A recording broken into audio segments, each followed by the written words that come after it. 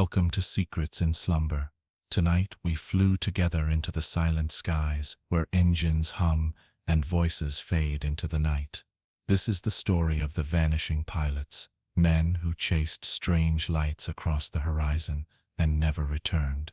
With calm reflection, we will wander through their final transmissions, the silence that followed, and the mysteries that linger still.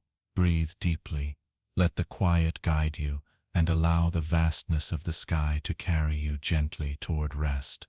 The sky has always been a place of wonder, a place where silence stretches wider than oceans, and where the only company a pilot has is the steady hum of an engine and the faint hiss of the radio. For those who take to the air, there is a sense of trust in the machine beneath them, in the stars above them, and in the ground that waits far below.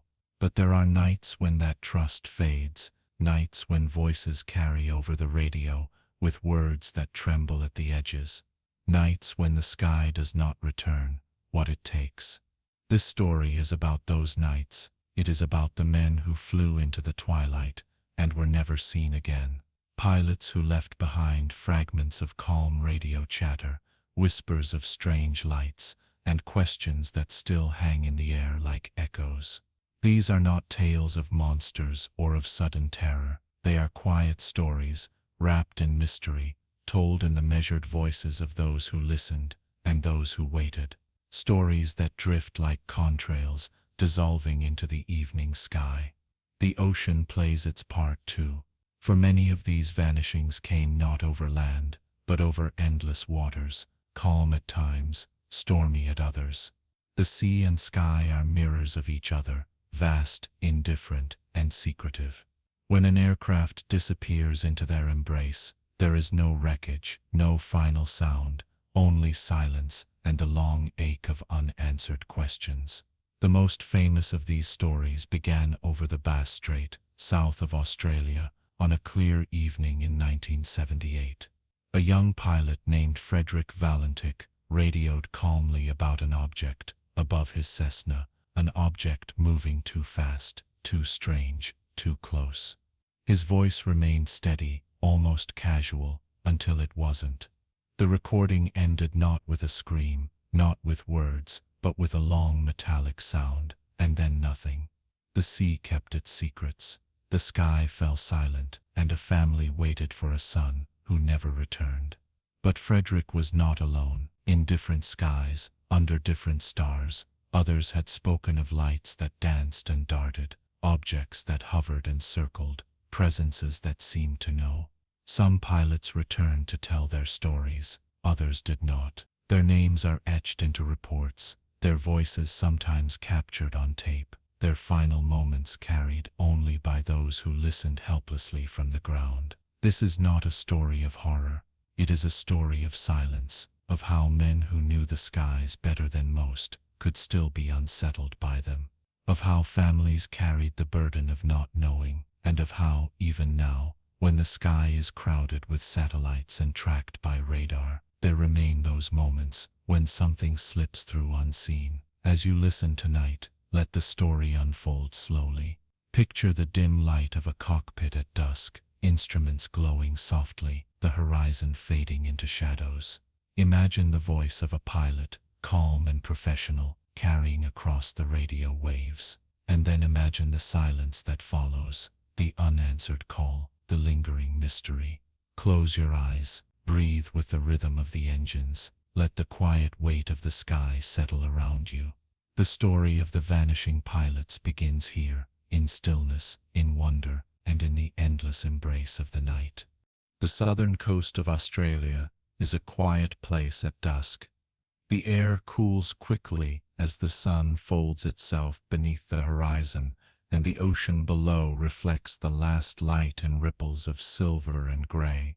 On the evening of October 21st, 1978, this was the view awaiting Frederick Valentich, a 20-year-old pilot with just over 150 hours of flight experience.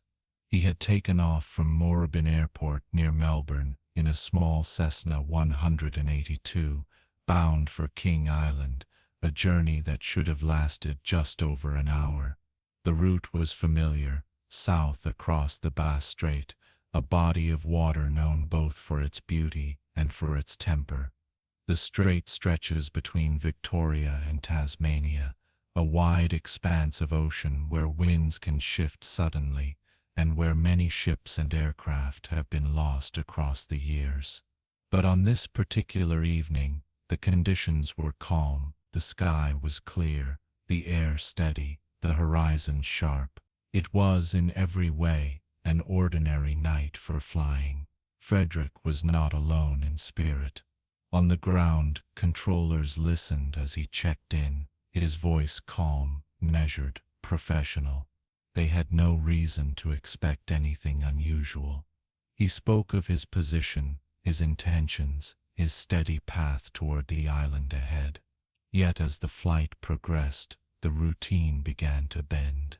At 7:06 p.m., Valentich called Melbourne Flight Service. There was something in the sky, he said. An aircraft, or at least something behaving like one. It was above him, moving unusually. The controller asked him to identify it. Frederick's voice remained calm. He described lights, green and metallic, the shape difficult to define. It moved faster than his Cessna, he said, circling, darting, appearing above him and then behind him. The radio exchanges were steady, almost ordinary in their tone, yet the words carried an edge. To those listening, it was clear he was describing something strange, something outside of procedure. Controllers asked for clarity. Was it military? Was it large? Could he identify its type? Valentich struggled. He could not match it to any aircraft he knew. It seemed to hover at times, then dart with unnatural speed. His voice carried no panic, but there was a pause now and then, the sound of a young man searching for words to describe what should not have been there. As the minutes passed, the situation grew stranger. Valentich reported that his engine was running rough, though the Cessna itself remained under his control. The object, he said, was not an aircraft. It had a long shape, metallic and gleaming. It hovered motionless, then zipped across the horizon with impossible swiftness. At one point he said simply, "It is hovering, and it is not an aircraft." Those who later heard the tape would remark on his composure. There was no scream, no uncontrolled fear, only the calm voice of a pilot trying to report what he saw, and finding no words within his training to describe it. The controller urged him to keep them updated. Frederick did so, his voice steady, until it wasn't. At 7:12 p.m., he reported the object approaching from the east. There was a pause, a shift in his tone. "It seems to be playing some sort of game," he said. "It's flying over me 2-3 times at a time, at speeds I cannot identify." The words hung heavy over the radio line. Pilots spoke often of other aircraft passing, but never in those terms. Not like a game, not like something aware.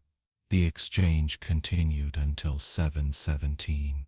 Frederick's last words were simple, puzzled, almost quiet. "It is not an aircraft." Then came a sound, a long metallic scraping, or perhaps a distorted signal, lasting 17 seconds, and then nothing. The line went silent. Controllers called back, again and again, no response. The Cessna never arrived at King Island. No wreckage was found despite days of search. The ocean was calm, the sky was clear, and yet the young pilot vanished into silence. What lingered most for those who listened to the recording was not only the strangeness of his description, but the steadiness of his voice.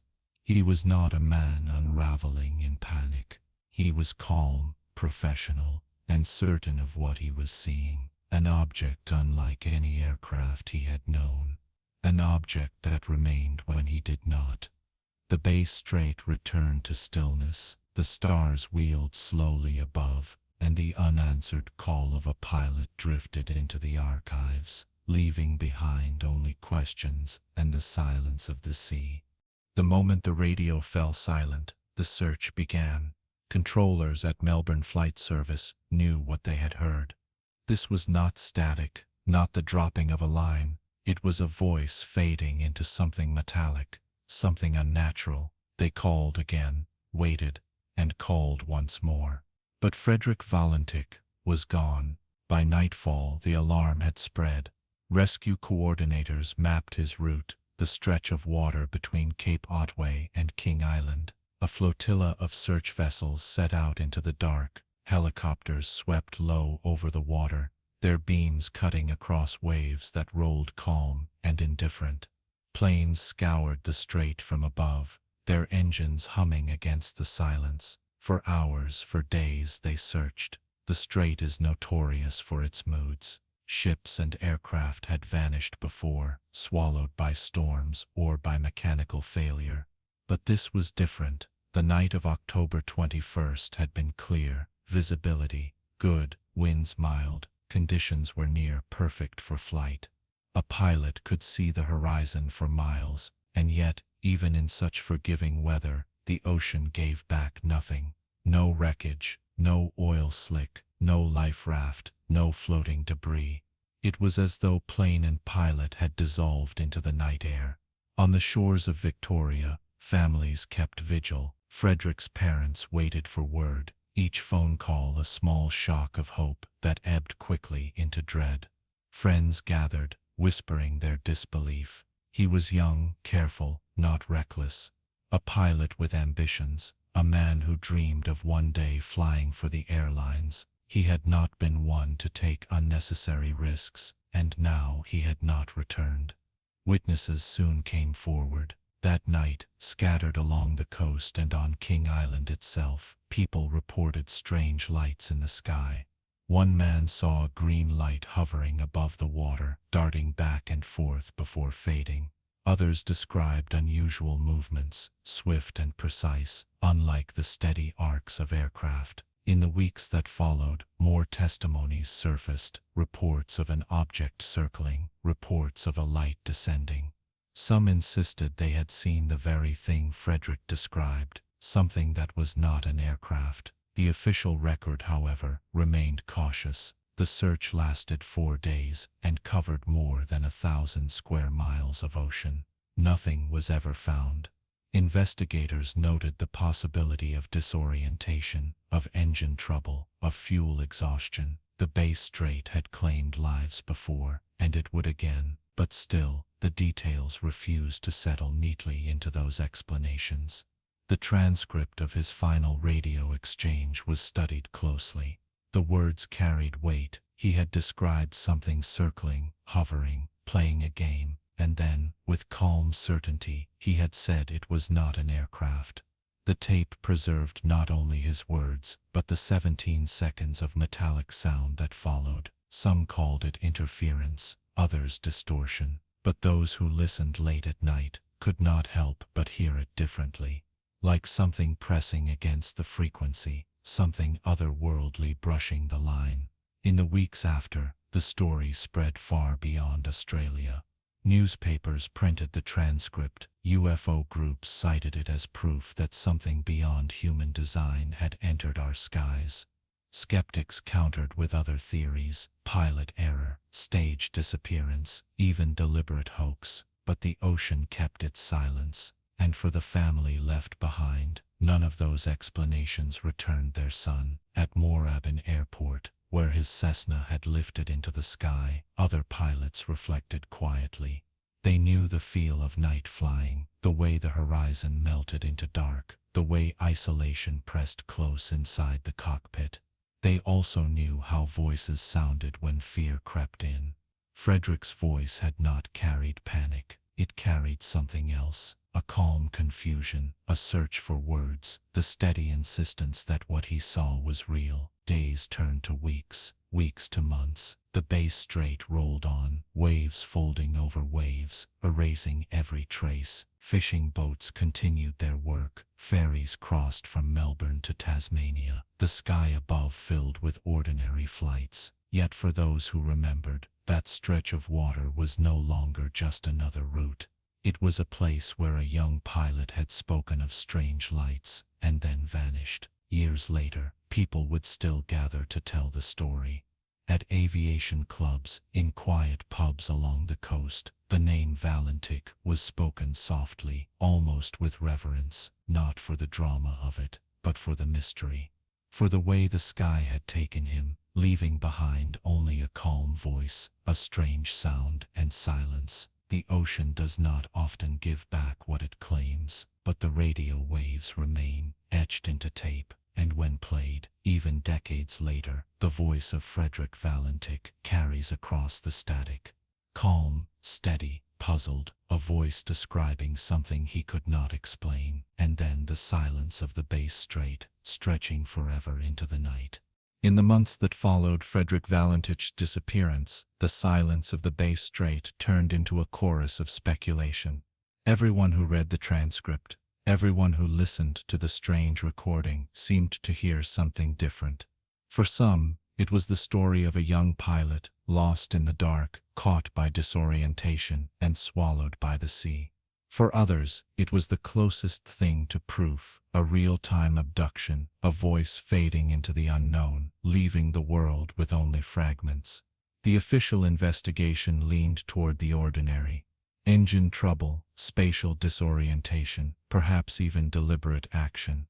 The Bass Strait was known for strong currents. A small plane could vanish into its depths, never to return. The metallic sound at the end of the tape, they said, could have been interference or the natural noise of a struggling engine. But the explanations, though reasonable on paper, never fit neatly. Pilots who knew the Cessna 182 said the engine did not sound like that when it failed. Controllers who had heard countless calls insisted the tape was different, not static, not mechanical, something else. In UFO circles, the case became a cornerstone. Here was a trained pilot, mid-flight, describing an object that hovered and darted, an object he said was not an aircraft. And then he was gone. The story aligned too closely with reports from around the world, of lights tailing planes, of pilots who felt they were being played with, of objects far beyond known performance. To believers, Valentich was the first to vanish with the record still running, a live transmission of the extraordinary. Witnesses fueled the fire. Weeks after the event, a farmer reported seeing a large object hovering above his land, a small aircraft caught beneath it. The description matched Valentich's Cessna. Others claimed they saw lights over the strait that same evening, lights that danced and circled before vanishing into the sea. The stories spread like ripples, each one impossible to confirm, yet impossible to ignore. Skeptics countered with sharper theories. Some suggested that Valentich had staged the event, deliberately vanishing to start a new life. But there was no evidence he had planned an escape, no money hidden, no secret destination waiting. Others claimed it was a hoax, a bid for attention gone tragically wrong. Yet the tape did not sound like theater. His voice was calm, his words steady. If it was a performance, it was one he never lived to enjoy. Aviation experts raised the possibility of illusion. At dusk, lights from distant ships or reflections on the water can play tricks on the eye. A young pilot with limited experience might misinterpret those lights as something extraordinary. But again, the words resisted easy dismissal. "It is not an aircraft," he had said, with calm certainty. "Not, I think, not it might be." He spoke as though he knew. For his family, the speculation was another kind of storm.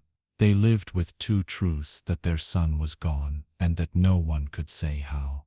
Theories swirled in newspapers, in radio shows, in hushed conversations, but none of them brought closure.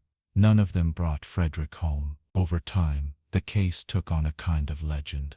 The Valentich disappearance appeared in documentaries, in books, in late-night broadcasts. His final words were quoted like fragments of poetry. "It is hovering, and it is not an aircraft." They became part of the lexicon of UFO history, repeated with awe and with skepticism alike. The Bass Strait remained quiet. Pilots continued to fly the route. Ferries continued to cross. Ships continued to sail. The sea gave nothing back, and yet, for those who knew the story, each journey across those waters carried a shadow. The idea that the sky itself might open and take what it wished, without trace. Decades later, the case still lingers. No wreckage has ever been recovered. The tape still plays with the same haunting rhythm, calm voice, strange words, metallic sound, silence, and the questions remain suspended, like lights over the ocean. Was it a tragic accident, a young pilot lost in darkness? Was it misinterpretation, a mind tricked by reflections and stress? Or was it, as many believe, an encounter with something beyond, a moment when the sky revealed its hidden presence? No answer satisfies. No explanation closes the file. Instead, the Valentich case sits quietly in the archives, not as proof, not as fiction, but as mystery. A moment when the line between the ordinary and the extraordinary blurred, and a young man vanished into silence. The Bass Strait rolls on, tides whispering against rocky shores, wind sweeping across open water. To those who listen closely, the silence itself carries a story of a pilot who spoke of strange lights, of a tape that ended with a metallic hum, of a sky that gave no explanation. The first chapter of our story ends as it began, with silence. But beyond Valentich, there are other names, other flights, other nights, when pilots vanished after chasing the unknown. The pattern spreads across decades, across continents, across skies, and it is to those skies we now turn. Chapter 2. Patterns in the Clouds. Long before Frederick Valentich disappeared into the quiet dark of the Bass Strait, other pilots had spoken of strange things in the sky. Not vanishings at first, but glimpses. Not silence, but whispers of light that moved where no light should be. The earliest reports came during the Second World War. Pilots flying missions over Europe and the Pacific began to speak of mysterious objects that paced their aircraft. They called them Foo Fighters, glowing orbs that appeared suddenly at wingtip, hovered like companions, then darted away into the night. They were small, sometimes red, sometimes white, sometimes an eerie blue. They did not fire, did not attack, did not even seem to threaten, but they unsettled men who were otherwise used to the chaos of battle. In the midst of flak, tracer fire, and the roar of engines, these silent lights felt otherworldly. Reports filtered back to intelligence officers. Some assumed they were secret German weapons. Others wondered if they were natural phenomena, ball lightning, St. Elmo's fire, atmospheric illusions. But for the pilots who saw them, explanations mattered less than the feeling. They were being followed, observed, accompanied by something that neither friend nor foe could explain. The Foo Fighters never caused crashes, at least not officially. But the pattern they set would echo in the decades to follow. Lights that danced where no aircraft could, movements that ignored inertia, objects that seemed to watch as much as they were watched. As the war ended, the reports did not. In peacetime skies, pilots continued to describe objects that slipped through radar, that flashed across horizons, that moved with intent. One by one, their testimonies added to a growing pattern that the skies were not always empty. Then came the cases where emptiness became absolute, where pilots not only saw, but pursued, and where pursuit ended in silence. By the late 1940s and into the 1950s, radar technology had spread across air forces and civil aviation. No longer were sightings confined to memory and voice. Blips began to appear, sudden and sharp, tracking objects that moved at impossible speeds. Controllers logged them, pilots chased them, and sometimes the chase ended without return. The U.S. Air Force launched investigations, Project Sign, Project Grudge, Project Blue Book. Each collected files, reports, testimonies. Most were explained away as weather balloons, meteors, atmospheric quirks. But hidden among the thousands of pages were the cases that did not fit. Objects tracked across multiple radars, performing maneuvers beyond known technology. Pilots sent to intercept, never coming back. Files marked inconclusive, or stamped with redactions that only deepened the mystery. In Britain, too, the pattern grew. RAF pilots on night patrols occasionally reported strange lights. Sometimes they returned with shaken voices, insisting on what they had seen. Sometimes they did not return at all. Their losses folded into the fog of Cold War tension, recorded as accidents, mechanical failures, pilot error. Yet families whispered of the lights, of last transmissions that hinted at something more. Patterns are rarely obvious at the start. They emerge slowly, across years, across continents, across the thin pages of reports filed and forgotten. But when read together, they form a shape, and in this case, the shape was clear. Pilots, trained men and women, familiar with the behavior of the sky, had begun to see things that should not have been there. And some, after seeing them, did not return. Their voices lingered in the archives, calm radio calls, puzzled words, sudden breaks. Their families waited in vain for wreckage, for closure, and the world continued to fly on. The skies outwardly unchanged, but for those who listen, for those who read the fragments left behind, the pattern hums quietly beneath the silence. From the Foo Fighters of World War II to the Cold War interceptors, from Valentich to modern reports, the story is never just about one pilot. It is about the thread that connects them, a thread woven of light, silence, and absence. The first strange reports were only the beginning.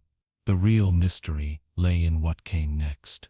In the nights when pursuit became disappearance, in the clouds that closed over without a trace. The Cold War skies were tense, heavy with vigilance. Every radar station hummed with the task of watching. Every pilot carried the weight of readiness. It was an era when unidentified objects were not curiosities, they were potential threats. A blip on a screen could be an intruding bomber, a reconnaissance plane, the first spark of conflict. And so, when the unknown appeared, interceptors were scrambled. Engines roared to life, pilots pulled on oxygen masks, and steel machines surged upward into the night. They did not hesitate. To delay was to risk the unthinkable. The orders were clear: investigate, intercept, identify. But in some cases what they found in the skies was nothing they could name. One such incident unfolded in November 1953 over the icy expanse of Lake Superior. An F-89 Scorpion jet lifted from Kinross Air Force Base to pursue an unknown radar contact moving over the lake. Controllers watched as the interceptor closed on the object, two blips merging on the screen. They waited for the pilot's report, the calm voice that should have confirmed identification. Instead, the screen showed silence. The blip of the interceptor and the blip of the unknown became one and then vanished. No signal returned. No wreckage was ever recovered. The lake swallowed both jet and pilot, leaving only questions on the radar logs. Cases like Kinross were not isolated. Throughout the 1950s and 1960s, files trickled in from bases around the world.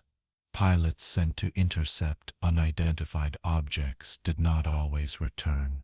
Some were listed as accidents, others as mechanical failures, but the circumstances echoed one another with uncanny similarity.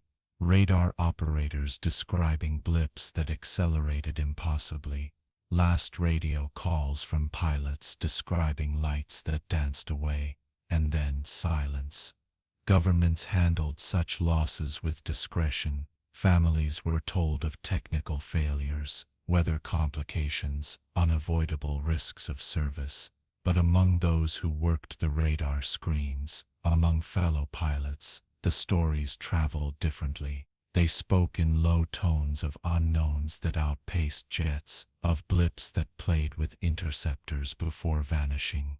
Some even whispered of entire formations that seemed to appear and then dissolve like mist. Across the Atlantic, NATO forces experienced similar events. British pilots on night duty occasionally chased objects that seemed to ignore the laws of flight. French records, too, mention unidentified contacts that lured interceptors deep into the dark before slipping away. In Canada, cases were logged of fighters sent after luminous spheres that vanished into the north. Again and again the pattern repeated: pursuit, confusion, silence. The secrecy of the era made it difficult to separate rumor from fact. Files were classified, reports redacted, logs stored in vaults, but even within the silence, fragments emerged. Controllers recalled blips that accelerated from near stillness to supersonic speed in a heartbeat. Pilots' families remembered vague letters that failed to explain, and investigators noted the odd common thread: missing wreckage, missing bodies, missing closure. To the public, these disappearances often appeared as footnotes, folded into the broader tension of the Cold War. Jets crashed, men were lost, and explanations were given. But for those who knew the skies, the puzzle was harder to dismiss. Pilots trained to recognize enemy craft insisted these were not Soviet intruders. Radar operators with years of experience said the tracks were unlike anything they had ever logged. And in the silence, after each disappearance, the unease deepened. The Kinross incident remains the most famous, but it is not alone. In archives across multiple nations, scattered reports echo the same strange sequence: unidentified contact, scramble, pursuit, disappearance. The sky that should have returned its pilots gave back nothing. For families, the stories were more than files. They were empty seats at dinner tables, folded uniforms kept in drawers, children growing up with questions unanswered. Behind every official explanation lay grief. And behind that grief, the quiet suspicion that something larger was at play. The Cold War has long since ended, the radar screens replaced by satellites, the urgency of intercepts softened by time. But the stories of those vanishings linger. They rest in archives, in whispered recollections, in the memories of those who watched the blips merge and fade. When read together, they form a pattern too strange to ignore. Not accidents, not ordinary losses, but encounters that left no trace. A reminder that even in the age of constant watchfulness, the sky could still open and take without return. Not all vanishings came from the ranks of military pilots. In peacetime skies, away from the weight of radar stations and intercept protocols, there were other stories. Stories of private pilots in small aircraft, of airline captains guiding passengers through calm night skies, and sometimes of flights that never returned.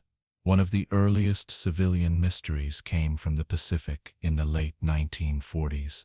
Pilots on small island routes began to describe lights that seemed to shadow them, objects that drifted alongside at impossible speed before vanishing.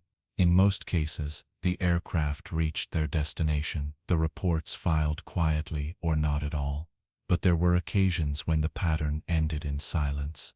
In 1954, a civilian pilot departing from Puerto Rico reported unusual lights pacing his small craft.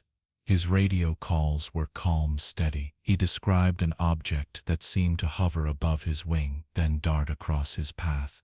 Minutes later, contact was lost. No wreckage was ever found. The case faded quickly from the news, folded into the statistics of accidents at sea. But in pilot circles, it was remembered differently, as another echo of the strange. Commercial airlines, too, carried whispers of encounters. Captains and crews, trained in precision and calm, spoke occasionally of objects that approached and hovered before slipping away into the clouds. Most flights continued without incident. Passengers slept in their seats, unaware of the lights glimpsed by those in the cockpit. But a few flights ended with disappearances that defied explanation. One such case emerged in the 1960s over South America. A small passenger plane vanished on a routine flight, its last communication a brief, puzzled report of strange lights ahead. Search parties combed mountains and jungles, but nothing was recovered. The official report cited possible weather interference, though conditions had been clear. Families were left with silence, their loved ones folded into the long list of the missing. In the North Atlantic, airline crews on transoceanic routes reported luminous objects that crossed their paths at impossible speeds. Sometimes these sightings were logged as meteor activity, sometimes left unreported to avoid ridicule. But among crews, the stories were traded quietly. The sky, they said, was not empty. And on rare occasions, it took more than it gave. The most famous civilian vanishing remains Frederick Valentich over Bass Strait, yet his story is part of a larger chorus. Across decades, across continents, civilian pilots have described the same pattern: lights that appear suddenly, objects that hover, dart, or circle. A final transmission, puzzled, calm, uncertain, and then nothing. Investigators often reached for conventional answers: disorientation, mechanical failure, weather phenomena, and indeed, aviation is not without risk. Small aircraft can falter, storms can form, radios can fail, but the recurring details troubled even seasoned examiners. The descriptions of hovering lights, the sudden silence after a calm report, the absence of wreckage. Families carried these stories like stones in their hearts. A wife waiting by a phone that never rang. A child asking when their father's plane would return. Communities gathering on docks, watching search boats return empty. The grief was quiet, heavy, and unending, and woven through it was the lingering question: what had really happened in those skies? The answer never came. Instead, the stories joined a growing archive, scattered across newspapers, aviation records, and whispered memory. Taken alone, each disappearance could be explained away. Taken together, they formed a pattern that mirrored the military vanishings. Pilots encountering something unknown, speaking of lights or strange craft, and then slipping into silence. For civilian aviation, the pattern was harder to contain. There were no classified files, no restricted reports. Families spoke freely, newspapers carried the words, radio shows replayed the last calls. And so, the stories spread, not as proof, not as certainty, but as whispers that the skies held more than clouds and stars. Today, these disappearances remain unresolved. The sea and land have given back nothing. The radio calls, where they exist, remain the only echoes of the final flights. Calm voices, puzzled words, and then the hush of silence. The sky that civilians trusted, the airways that connected towns and cities, had shown another face. Not hostile, not friendly, but indifferent, a vast stage where mysteries unfolded and were swallowed whole. And as more stories emerged, one truth settled in the hearts of those who flew: that what happened to Valentich was not unique. That the vanishing of pilots was not a single story, but part of a wider, deeper pattern. Chapter 3: Cold War Pursuits. The Cold War was an age of constant watchfulness. Every radar sweep across the Arctic skies carried weight. Every unidentified blip could mean an intruder from across the world. For the pilots stationed at remote bases, readiness was a way of life. Engines had to be primed, cockpits checked, flight suits always within reach. When the scramble order came, there was no hesitation. Night after night, Radar stations along the American and Canadian coasts scanned the heavens. Operators stared at glowing screens, listening to the hum of machinery, alert for anything out of place. Sometimes the blips were ordinary, civilian airliners straying off course, weather balloons drifting. Other times they moved with speed and intent too sharp to dismiss. It was in these moments that the order came down: scramble the interceptors. Engines roared awake, turbines whining into thunder. Pilots sprinted across cold tarmac, helmets under arms, boots striking in quick rhythm. They strapped into their aircraft, F-86 Sabres, F-94 Starfires, F-89 Scorpions, machines designed to climb hard and fast into the night sky. Catapults weren't needed here. Runways stretched long and dark, guiding each jet into the air. From the ground, those launches were spectacles of fire and steel. Flames poured from exhausts as the jets clawed upward. On the radio, calm voices checked in altitude, heading, climb rate, and always the voice of the controller guiding them toward the unknown. For the pilots themselves, the cockpit was a world of noise and vibration. Engines screamed behind their shoulders, oxygen masks pressed cold against their faces. Beyond the glass canopy stretched endless night, stars glittering like scattered salt against velvet. The horizon blurred, ocean and land indistinguishable in the dark. Only the voice in their headset tethered them to the ground. Controllers called out the contact: bearing 240, range 30 miles, altitude 15,000 steady. The pilots adjusted, throttles pushed forward, aircraft trembling as they accelerated. Radar scopes in the cockpit echoed the ground reports. A blip ahead, moving fast, sometimes darting, sometimes pausing in stillness. Then came the crucial moment. Visual confirmation. Controllers would say, "You should have contact in sight." The pilots scanned, eyes sweeping the horizon. Sometimes there was nothing. Sometimes there was a glimmer, a light that hovered too still, too bright, or a shape that moved with uncanny speed. The reports varied. Some pilots spoke of metallic discs, others of glowing orbs, others of objects that changed shape as they watched. They approached cautiously, maintaining altitude, ready to fire if ordered.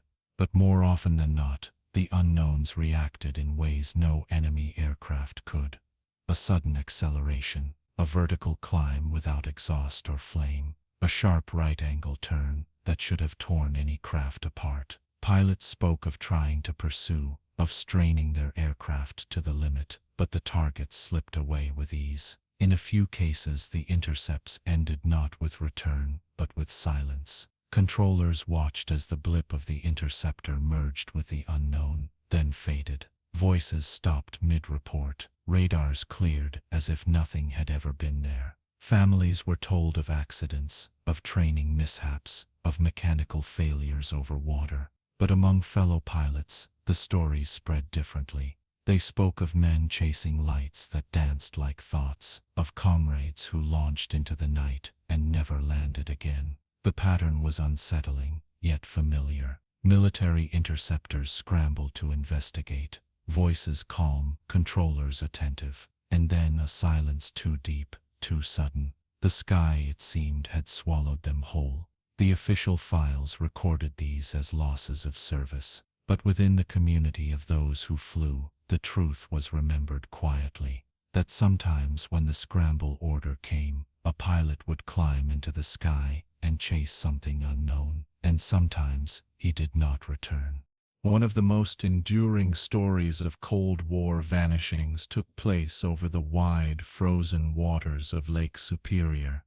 It was November 23, 1953, at Kinross Air Force Base in Michigan. Radar operators tracked an unidentified object moving across the lake, steady but unusual.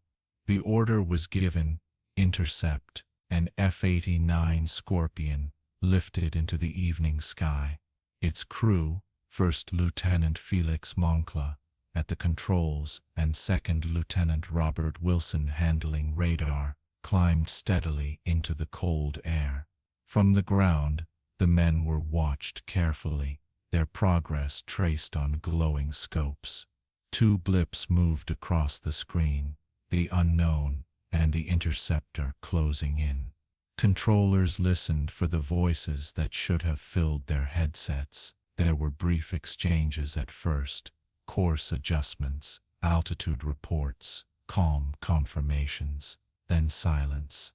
On the screens, the 2 blips moved closer, closer still, until they became one, and then nothing. The merged contact faded from the screen as though erased. The room grew quiet. Controllers called, again and again. No answer came. Moncla and Wilson never returned. No wreckage was found, no signal, no debris upon the water.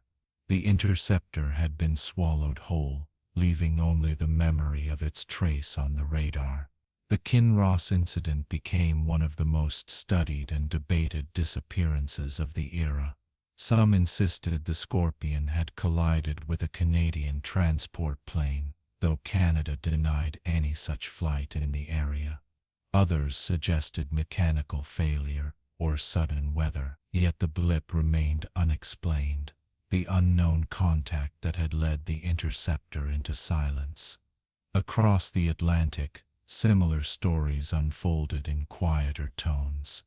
In 1955, a British meteor jet was scrambled to investigate unidentified lights over the North Sea.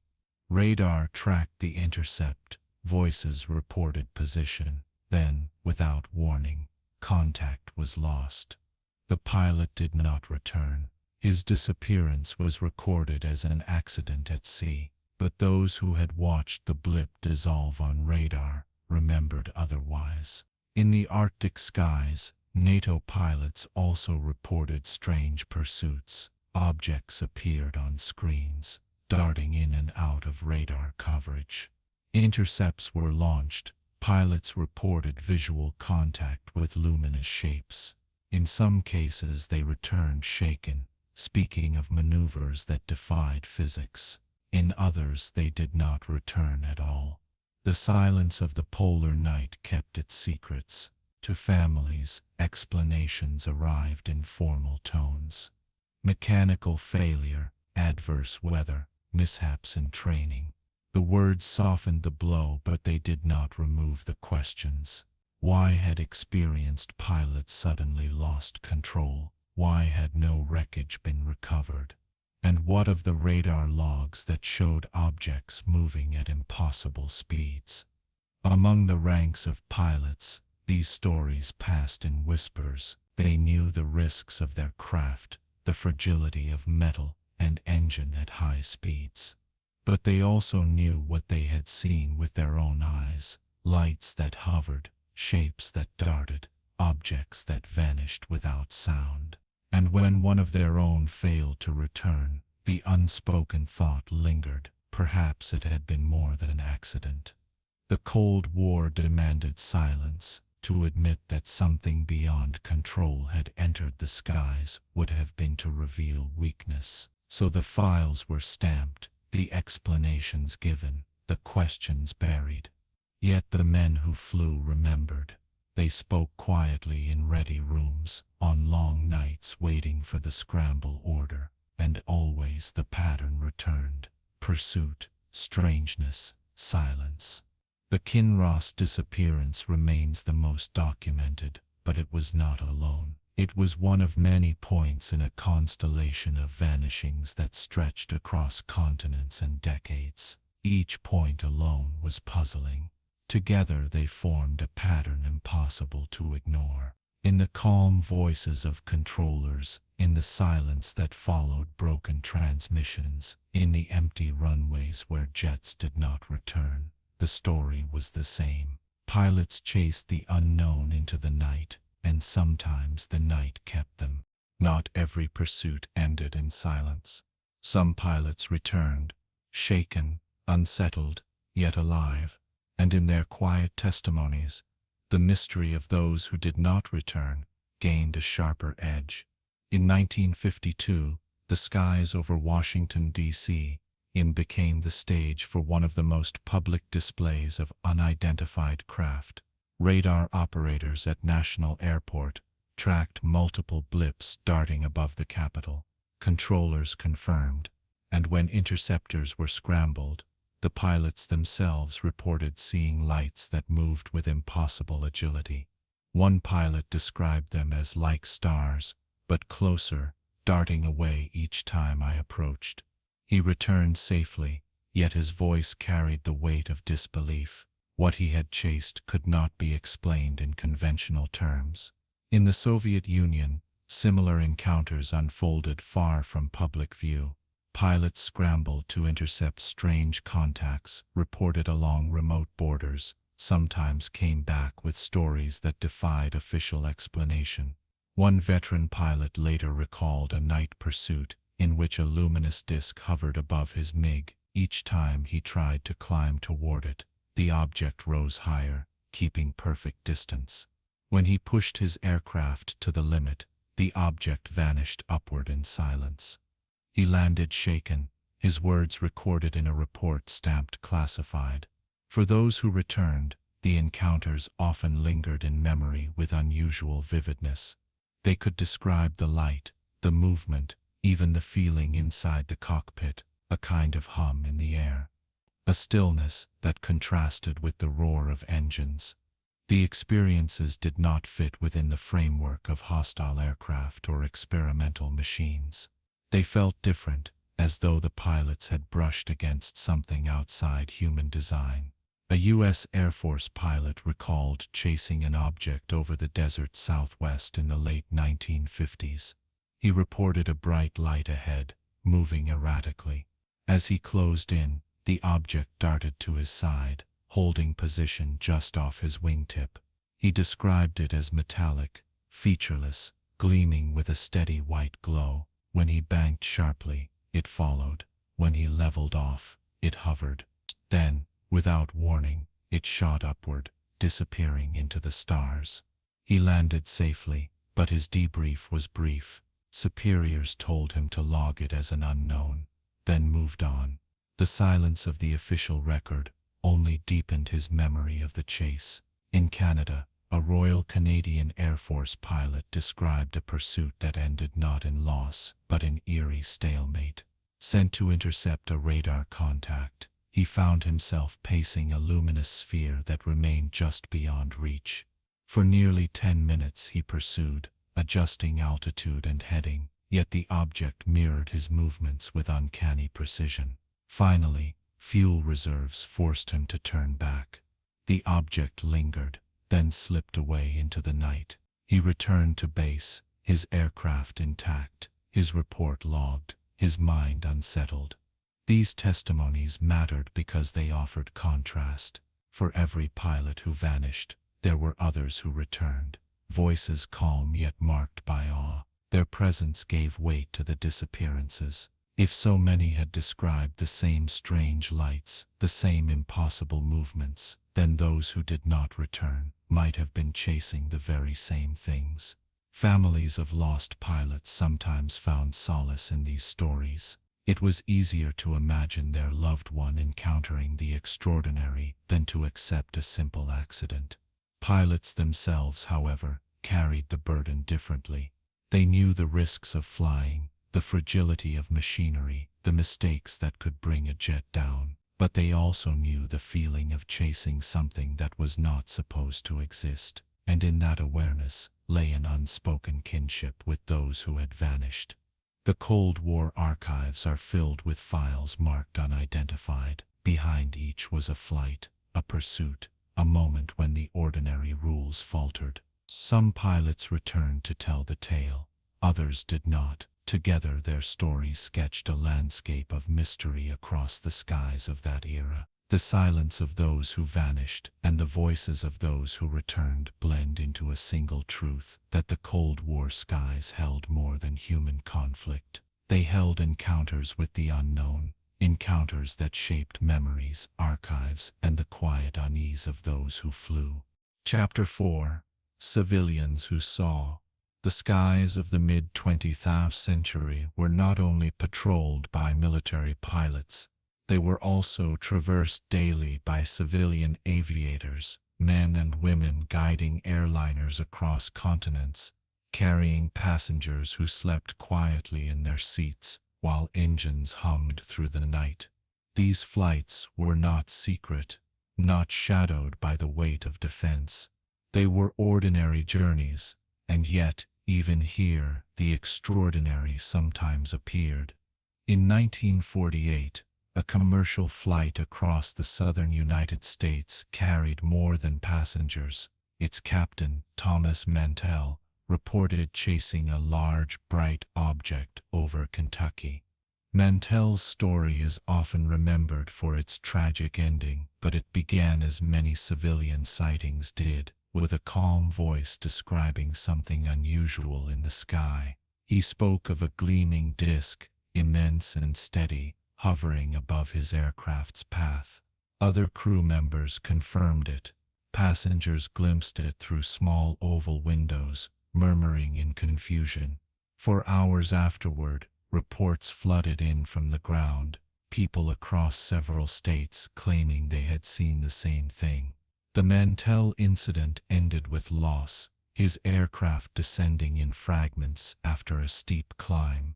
The official report pointed to miscalculation, to oxygen deprivation at high altitude. But for many, the detail that lingered was the light he had pursued, described in words that matched countless other sightings across the years. A luminous presence in the sky, not a star, not an aircraft, but something else. Civilian pilots, unlike their military counterparts, were not bound by the same strict codes of silence. Airline captains sometimes reported strange lights in their logs, voices steady as they described objects pacing their aircraft. Most of these encounters ended without harm. The passengers remained unaware, sipping coffee, reading newspapers, dozing against windows, but in the cockpit, where concentration was sharpest, the memories took root. In 1954, a flight over South America reported a formation of glowing spheres pacing the aircraft for nearly 15 minutes. The captain described them as silent, brilliant, and utterly unlike navigation lights. Crew members agreed. The passengers kept calm, were told only that they might be seeing reflections, but those in the cockpit knew the truth was less easily dismissed. When the spheres finally darted upward and vanished into the clouds, silence lingered in the cabin. It was a silence filled with awe and with questions no one could answer. Private pilots, too, added their voices. Men in single-engine planes, flying at dusk or dawn, spoke of lights that hovered above their wings. Sometimes they described being circled, as though observed. At other times, they felt followed, a luminous presence shadowing their route until it slipped away without explanation. In some cases, the encounters ended in nervous laughter. In others, the pilots returned with voices unsteady, insisting that the sky had held something they could not name. Air traffic controllers became part of these stories as well. They watched blips on radar shift and dance in ways no conventional aircraft could. They heard the puzzled reports of pilots who saw glowing objects at altitudes far beyond the reach of their planes. Sometimes, the controllers confirmed what the pilots described.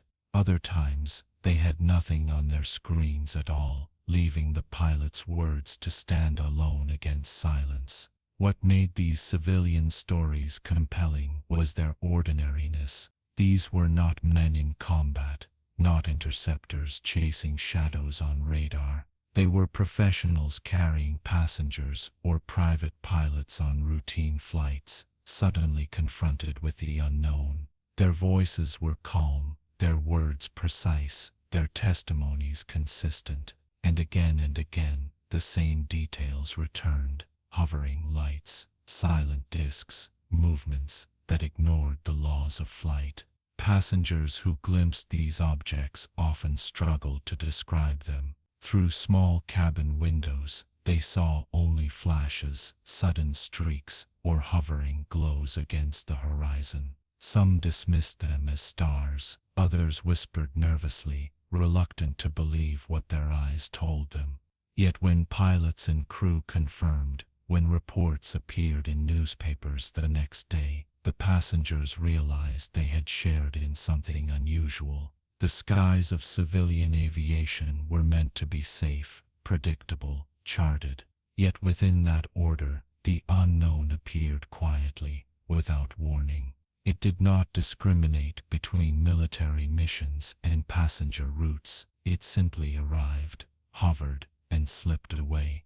The pattern of lights along the airways added weight to the larger mystery. They showed that the phenomenon was not confined to tense Cold War borders or remote military stations. It was present wherever men and women took to the skies. It appeared above oceans and over farmland, near great cities and in the stillness of night. And while most flights landed safely, the memory of the lights traveled with those who saw them, becoming part of the unspoken history of aviation.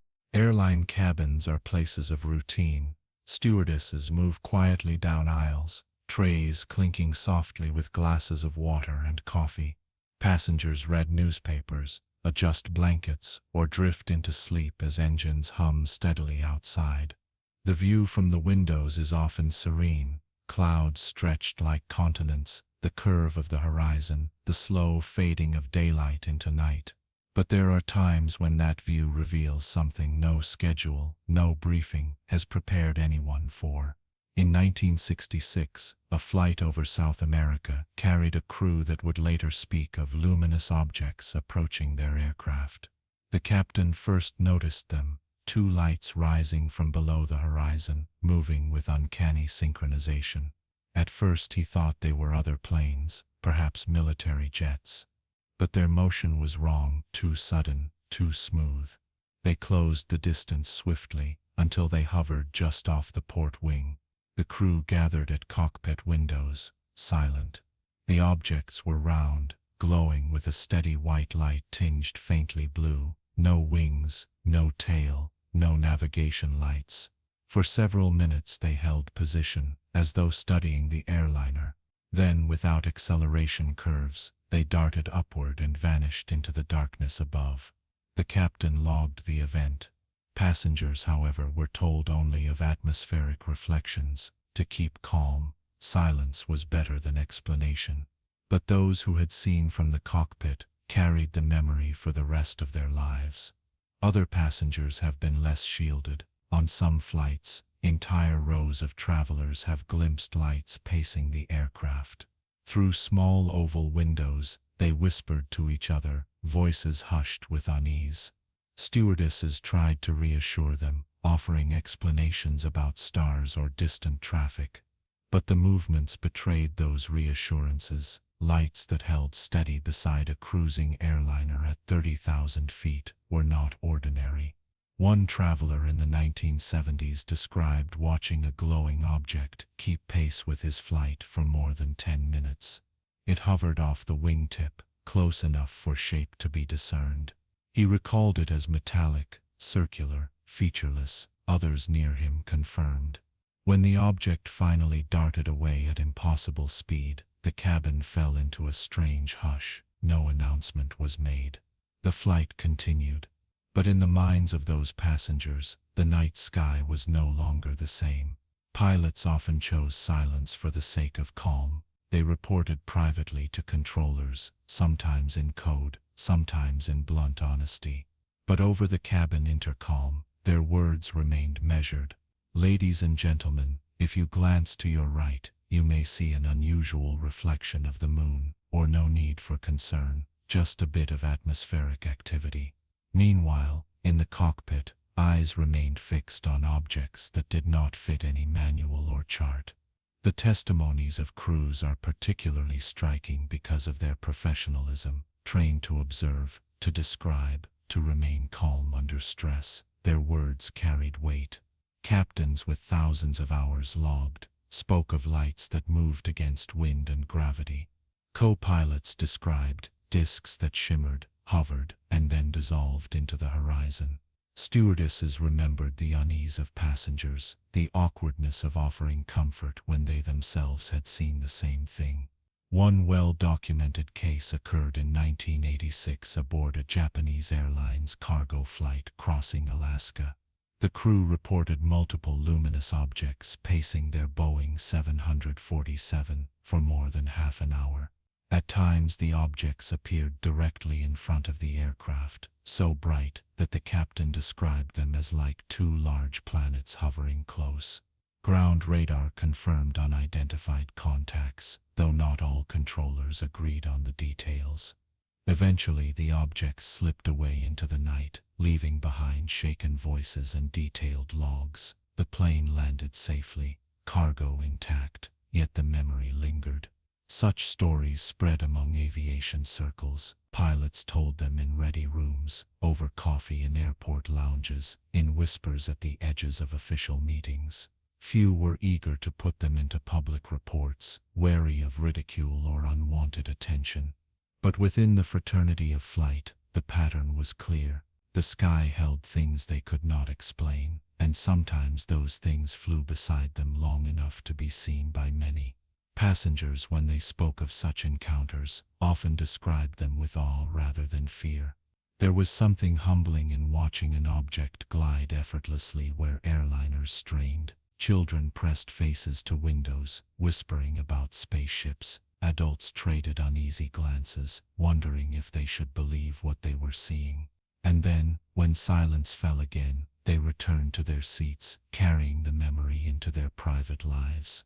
The presence of witnesses beyond the cockpit gave weight to these encounters. They showed that the stories were not confined to single voices. Entire groups of travelers, crews and passengers alike, had watched the same lights, the same impossible maneuvers, and while every flight eventually landed, the questions lingered long after luggage was claimed and families reunited.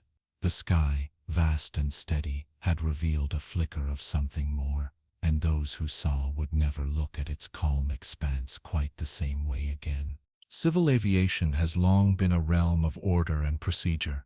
Every movement of an aircraft is logged, every call to a controller recorded, every deviation explained. Yet within this structure, there are moments when something slips through, moments when pilots, bound by discipline and habit, speak words that carry awe instead of certainty. In 1950, Captain Clarence Chills and co-pilot John Whitted of Eastern Airlines filed a report that would echo for decades. Flying near Montgomery, Alabama, they saw a glowing object shaped like a cigar, brilliant with a bluish-white light. It streaked past their DC-3, leaving a trail of flame before vanishing into the clouds. Passengers glimpsed it too, though their views were fleeting. The crew described the object with precision, metallic, illuminated, moving with impossible speed. The Air Force logged the report carefully. Explanations were attempted: meteor, reflection, imagination. But the words of two seasoned pilots remained firm. They had seen something that did not belong to the familiar sky. In 1957, a Pan American Airways crew reported a formation of lights over the Pacific. At first distant, the lights soon approached, pacing the airliner at altitude. The captain and his crew watched in silence as the objects moved in unison, holding formation with uncanny precision. When one darted ahead, the others followed, their speed beyond anything known to aviation at the time. The encounter was logged, filed, and later cited as one of the most reliable multi-witness cases.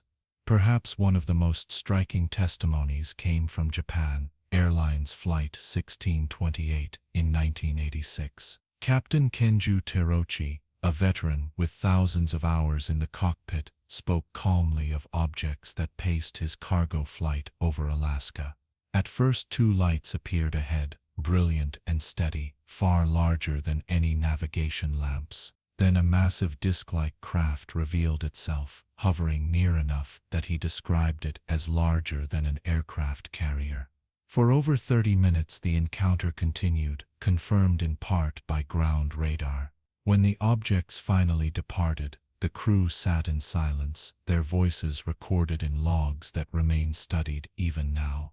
Terauchi's career suffered afterward, his testimony met with skepticism. But he never wavered. What he had seen was real, and it was unlike anything within human design. These testimonies stand out because of who gave them. Airline captains are trained not for imagination, but for discipline. Their careers rest on precision, on clear thinking under pressure, on an ability to distinguish the ordinary from the extraordinary. When such men spoke of glowing discs, formations of lights, massive objects pacing their craft, their words carried weight. Other accounts came from private pilots. In the 1970s, a Canadian aviator flying near the northern forests described an object that hovered above his small plane. It emitted no sound, cast no exhaust, and moved with effortless grace. At times it followed him, mirroring his course, as though studying his path. Finally it darted away, vanishing into the distant haze. He landed safely, but spoke of a quiet unease, the feeling of having been watched, measured, then dismissed. For those who survived their encounters, the memories lingered with unusual clarity. Some described the hum of silence in the cockpit as they stared at objects gliding effortlessly. Others recalled the way instruments flickered, compasses spun, or radios filled with static. Many spoke of awe, not fear, a sense of witnessing something greater than themselves, something that moved with intention but without hostility. Passengers added their voices too. Though they lacked the vocabulary of pilots, their words carried the rawness of astonishment. One traveler remembered pointing out a glowing sphere to the stranger seated beside him, only to watch it dart away at a right angle. Another recalled children pressing faces against cabin windows, whispering about lights that followed.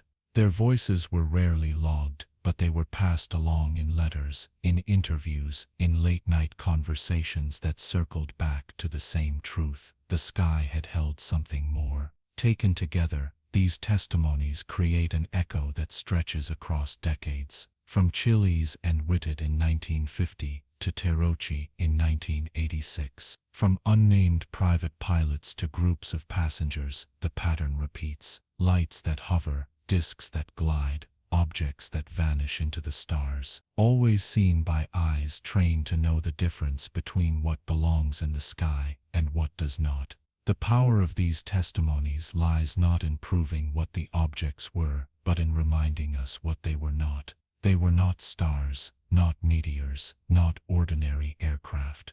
They were something else, observed in calm voices and steady hands, etched into logs and memory alike. And in these echoes, one can hear the shadow of those who never returned. For if so many pilots lived to describe lights that danced and hovered, then those who vanished may have chased the very same things into silence. Chapter 5. The Families Left Waiting. When a pilot vanishes, the silence does not end in the cockpit. It carries on into kitchens and living rooms, into airfields and hangars, into the quiet corners of homes where families wait for news that never comes. The absence spreads like a shadow, filling spaces where voices once belonged. In Melbourne, the Valentich family waited by the phone for days after Frederick's last transmission. His father kept the receiver near, answering each ring with hope, only to hear another official voice delivering no answers. His mother sat at the kitchen table, staring at a chair that remained empty. It was the same story told across countless homes where pilots failed to return. Letters remained unsent. Plans for weekends were never kept. Children asked when their fathers would be home. Their questions met with silence heavy enough to break the heart. A folded uniform hung in the closet, a pair of boots by the door, reminders of someone who had stepped out for a flight and simply never returned. For the families of military pilots, explanations were delivered with formality. A man in uniform at the door, a letter with official language, condolences written in phrases chosen to comfort but never to clarify. Your husband was lost in service. Your son perished in an accident during training. Yet the families often knew that the words were incomplete. They had heard the last radio calls or the whispered reports of fellow airmen. They had seen the absence of wreckage, the lack of answers, and they carried the weight of questions that could not be spoken aloud. Civilian families, too, endured the same silence. Wives of private pilots waited at small airports long after night had fallen, watching the horizon for navigation lights that never appeared. Children grew restless in cars parked by the runway, asking again and again when the plane would land. The hours stretched, then folded into days, until the waiting became unbearable. The hardest part was not the loss itself, but the uncertainty. A crash can be mourned, wreckage can be touched, graves can be visited, closure can be found, but a disappearance leaves only questions. Did the plane go down unseen, sinking into depths that hid every trace? Was the pilot still out there somewhere, waiting to be found? Or had something larger, stranger, taken them beyond the reach of family and earth alike? In towns near bases and airfields, communities rallied, neighbors brought food, kept watch over children, filled the silence with company. But when the visitors left, when the meals were eaten and the lights dimmed, the families were left alone with absence. Nights were the hardest. Every sound in the house seemed amplified. Every creak of a floorboard could bring a rush of hope that the missing man had returned at last, opening the door quietly after a long journey. But each time, it was only the echo of emptiness. The grief of these families was not loud. It was quiet, steady, stretched over years. Birthdays passed uncelebrated, anniversaries marked by silence. Some families held on to hope for decades, keeping photographs framed on mantels, speaking in present tense, as though the pilot might still walk through the door. Others accepted the loss outwardly, but inwardly carried the ache of not knowing. The Valentich family spoke often of Frederick's ambition, his dream of flying professionally, his eagerness to explore the skies. To them, his disappearance was not simply a loss of life, but a fracture in a future that would never be lived, and they were not alone in that feeling. In homes across the world, other families sat at tables with empty chairs, remembering men who had gone to work, to serve, to fly, and never returned. These families became the quiet witnesses of the vanishing pilots. Their sorrow filled the spaces left by official silence. Their memories kept alive the voices that faded into static, and their lives, reshaped by absence, carried the true cost of mystery. For behind every radar blip that faded, every last radio call, every file marked unresolved, there was an empty chair in some kitchen, a silence in some home. And those who sat with that silence knew that the mystery was not abstract. It was personal, human, carved deep into their own lives. The weeks that follow a disappearance, the world does not stop. The mail continues to arrive. Newspapers pile on doorsteps, clocks tick onward. But for the families of vanished pilots, each letter and each headline becomes a reminder of the silence that lingers. Many families kept boxes of correspondence, letters written by their sons, husbands, or brothers from distant bases or layover cities. Some were light-hearted, filled with news of routine flights or small complaints about food and weather. Others carried promises. I'll be home soon. I'll take the children fishing when I return. We'll celebrate properly when this duty is done. After a disappearance, those promises hardened into relics, read and reread, until the edges of the paper wore thin. Diaries, too, became sacred objects. Some pilots kept logs of their flying hours, brief notations about conditions and training flights. Others wrote in journals about their ambitions, their hopes, the dreams that pulled them into the sky. Families opened those pages with trembling hands, searching for meaning, for signs that their loved one had anticipated what would come. Most found only ordinary words, plans, chores, reminders, rendered extraordinary by absence. Wives and parents often wrote letters that were never sent. They sat at desks late at night, pen poised, pouring words onto paper for someone who would never read them. The act itself became a form of survival, a way of bridging the gap between memory and silence. "We are well," they wrote.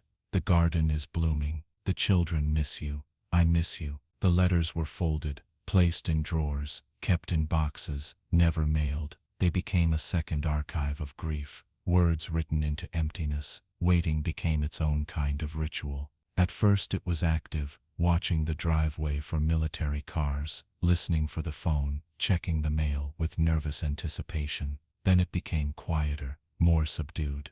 Families lived in half-light, never fully accepting death, never fully convinced of survival. The uncertainty stretched across years, a tension that never eased. Some turned to faith, seeking comfort in the belief that their loved ones were held in a higher place, safe beyond the reach of earthly explanation.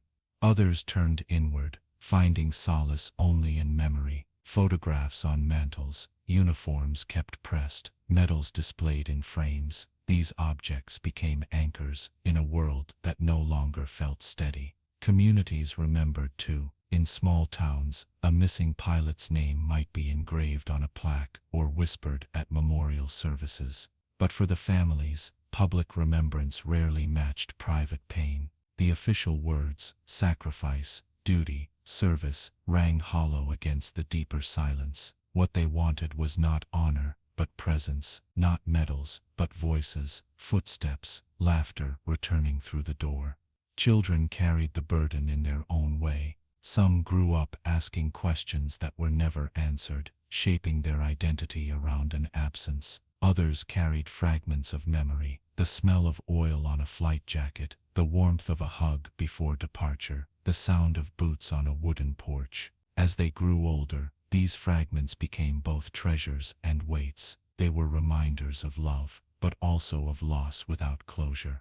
For the families of civilian pilots, waiting often took place in smaller spaces, kitchens with radios tuned low, airfields where loved ones lingered by the hangars, staring into skies that held only clouds. In these places, hope and despair intertwined. Every rumor of a sighting, every whisper of wreckage discovered, stirred emotions too complex to name. But time, relentless, carried those hopes further into distance. Even decades later, the waiting never truly ended. For some families, the silence became part of their identity. They carried it like a hidden scar, shaping their lives around absence. For others, the waiting transformed into quiet advocacy. They wrote letters to governments, requested files, joined groups of other families who sought answers in archives and declassified documents. In their persistence, they carried forward the voices of those who had vanished. Yet in every case, the common thread was silence, not the silence of engines cut or radios lost, but the deeper silence of not knowing.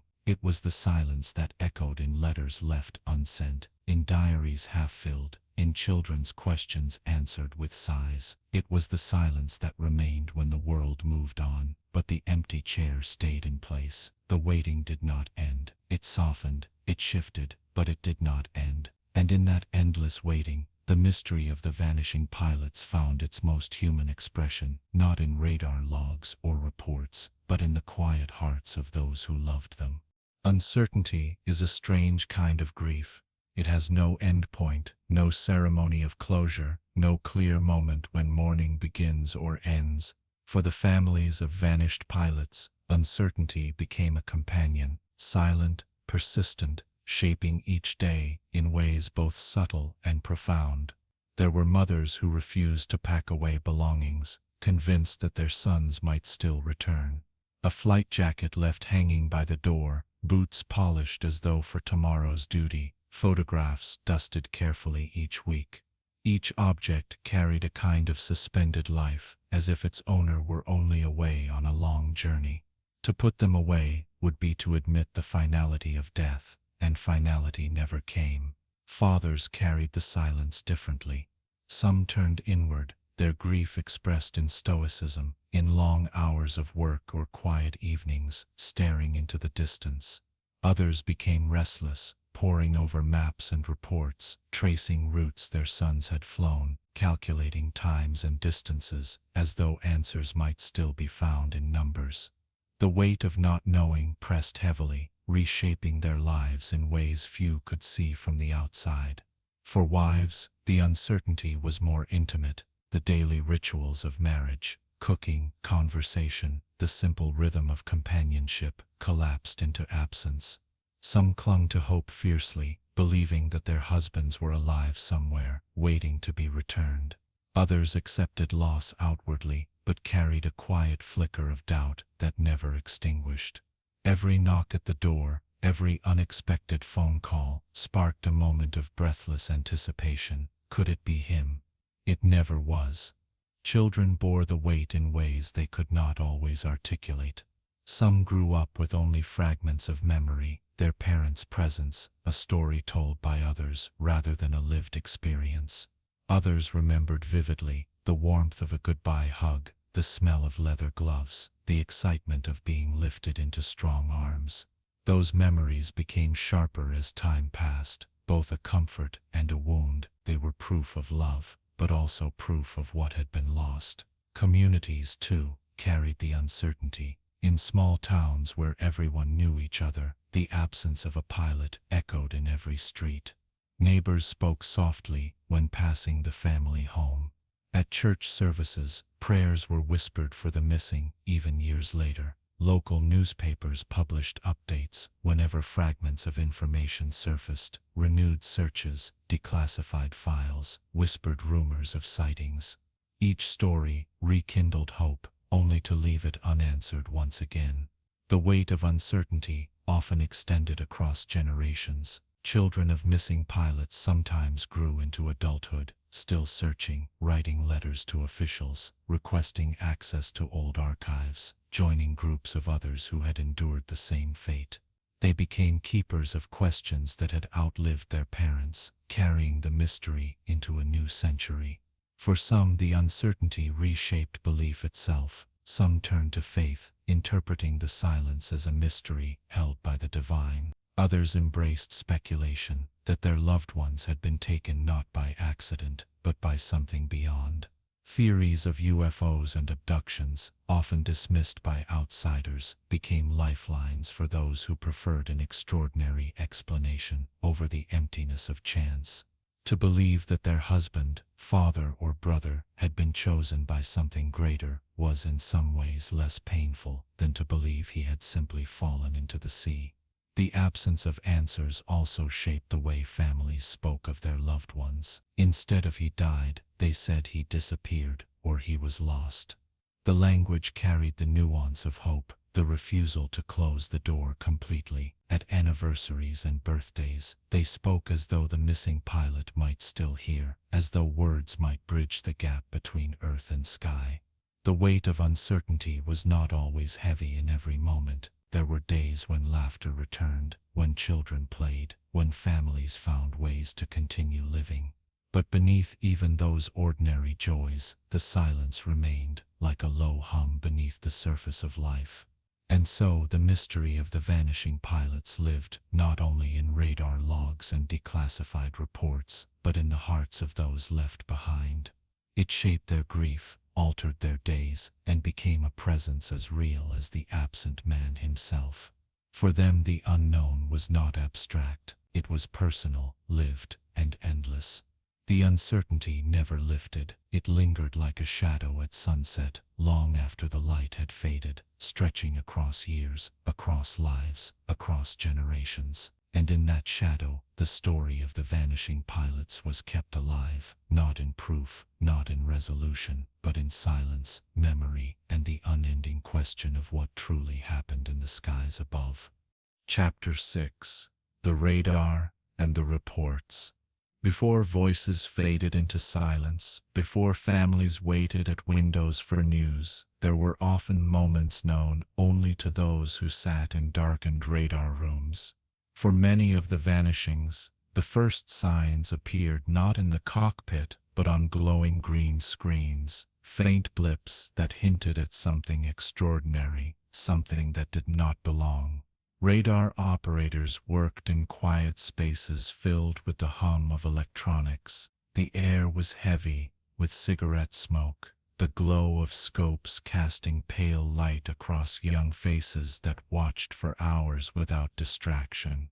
Their work was rhythm, a pattern of sweeps and returns, each blip a piece of information to be logged, tracked, and explained.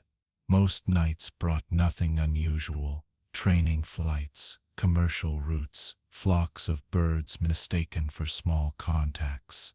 But there were nights when the pattern broke. Operators would lean closer, frowning at returns that did not match expectation. Objects appeared where no scheduled aircraft should be, darting in ways no jet could.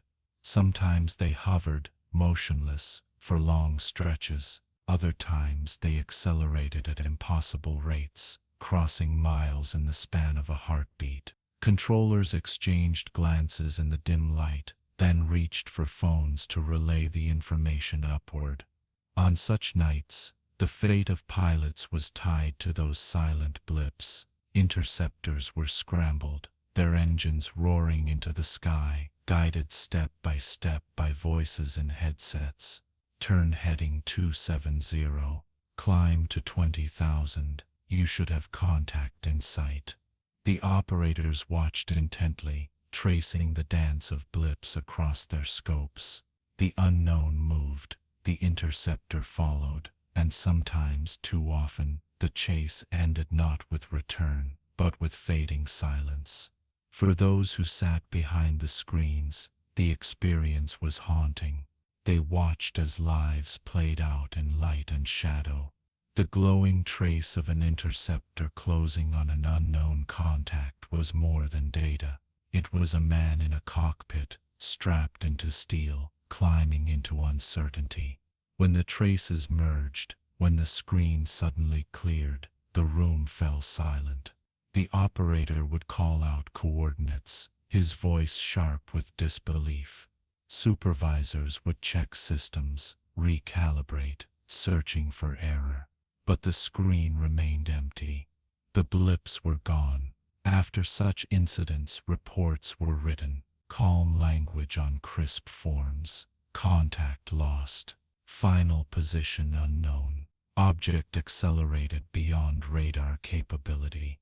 The words were sterile, stripped of the tension and unease that filled the room. They were filed away, classified, sometimes locked in drawers never to be opened again. But for those who had been present, the memory lingered. The glow of the screen, the merging of blips, the silence that followed. Some operators spoke quietly of what they had seen, not in official channels, but to trusted colleagues, over coffee in the early hours of the morning. They admitted that what troubled them most was not the vanishings themselves, but the way the unknown seemed deliberate. Contacts did not move like random clutter. They behaved with intent, circling, pacing, sometimes waiting. It felt as though they were aware of the pursuit, aware of being watched, aware of the men who followed. Civilian controllers shared similar stories. At small airports, operators recalled late-night flights calling in strange lights, their radar scopes showing objects darting across the path. Sometimes the flights landed safely, their pilots shaken but alive. Other times, contact was lost, the blips fading in silence, leaving the controllers with a weight they carried quietly for years. The glow of those screens became a silent witness to the mystery of the vanishing pilots. Machines built to measure the sky, recorded movements that defied explanation. Operators trained to trust patterns were confronted with chaos, and and in that chaos, lives were sometimes lost without a trace. For the radar rooms, the vanishings were not abstract stories told after the fact. They were lived in real time, voices calling out bearings, scopes flashing with strange returns, then the hush of absence that filled the room. Every operator who experienced such nights remembered them forever. The sound of silence on the headset, the blankness of the screen, the uneasy truth that what had just vanished was not only a blip, but a man, an aircraft, a life. The families would wait, the official files would close, but in the dim rooms where the screens had glowed, the memory remained sharp, vivid, undeniable. The sky had shown something unknown, and then it had taken without return. If the radar rooms were the eyes of aviation, the voices of controllers were its steady heart. Calm, clear, measured, their words guided pilots across oceans and over mountains, through weather and across darkness.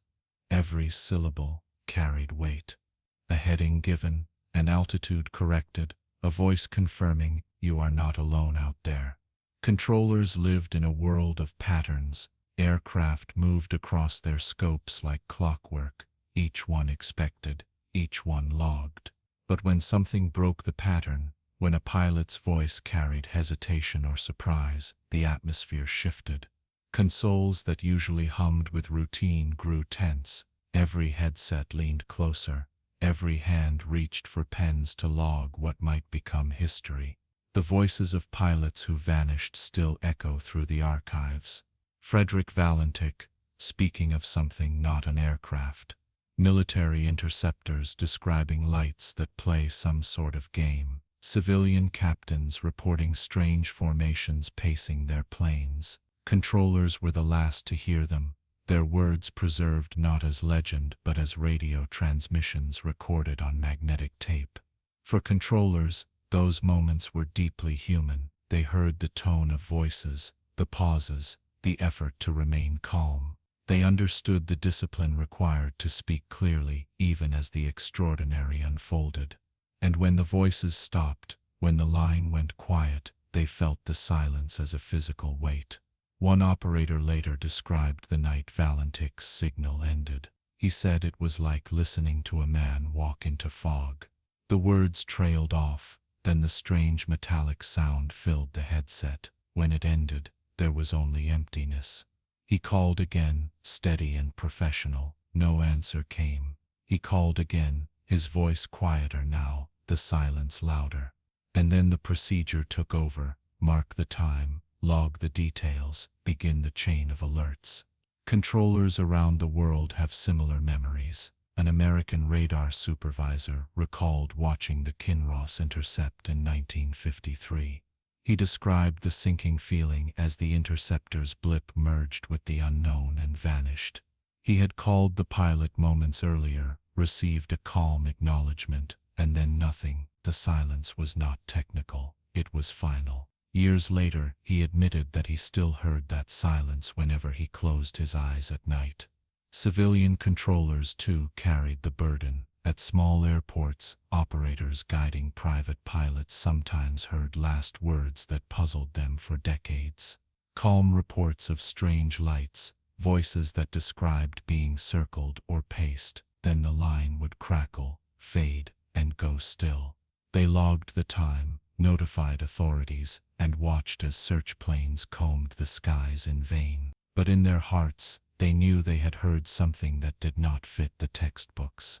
What struck many controllers most was the consistency. Pilots who never knew each other, in different countries and decades apart, used the same words. Lights, hovering, not an aircraft. The patterns were too familiar to dismiss, too steady to ignore, and each time, the silence that followed felt the same, heavy, unanswerable, final. Afterward, controllers wrote reports in the dry language of their trade. Pilot reported unusual lights. Contact lost at 1917. Search initiated. The words stripped the emotion away, reducing extraordinary moments to lines of data. But the men and women who wrote them never forgot the human weight behind those lines. Some controllers spoke years later, long after their careers had ended. They described the unease of being the last to hear a voice, the helplessness of calling into emptiness. One man said it was like standing at the edge of a dark ocean, calling for someone who never answers back. Another said it was the pause that haunted him, the few seconds of silence before the signal cut, a silence filled with everything unsaid. For many, the voices of those last transmissions became a kind of haunting memory, not frightening, not dramatic, but quiet, solemn and enduring. They were reminders that even with all the structure of aviation, the procedures, the checklists, the steady voices, there were still moments when the unknown slipped through. Controllers never forgot those nights. They lived with the knowledge that their words had guided men into skies that gave no return. Their reports filled archives, their voices remained on tape, their memories lingered, and in that lingering, the Vanishings found another set of witnesses, not in cockpits, not in families, but in the calm voices of those who listened until the end. After the voices faded and the radar screens went still, another process began. Pens moved across paper, typewriters clattered in dim offices, and files were created, reports that tried to capture what had just unfolded. It was here, in the sterile language of aviation bureaucracy, that extraordinary encounters were reduced to words that looked ordinary. Controllers wrote their logs first, precise times, headings, altitudes, the last words heard, the coordinates of disappearance. They wrote as they were trained to write, clear, factual, without embellishment. But between the lines, anyone who read closely could sense the weight. Pilot reported unidentified traffic at 1910 hours. Lost radar contact at 1917. No mention of awe, no mention of fear, just the stark outline of absence. Military offices received these reports and added their own layers. Forms were stamped, signatures added, copies filed. Some were marked routine, others urgent, depending on circumstances. In the Cold War era, anything unidentified carried strategic weight. Could it be a hostile aircraft, a reconnaissance platform, a new weapon? The possibility of the extraordinary, of something beyond Earth, was rarely written outright. Instead, words like unconventional, unexplained, or simply unknown appeared in neat typeface. When cases involved losses, the files grew heavier. Accident boards convened, inquiries were held, families were notified with official letters. Yet even here, the language remained distant. Aircraft presumed lost at sea.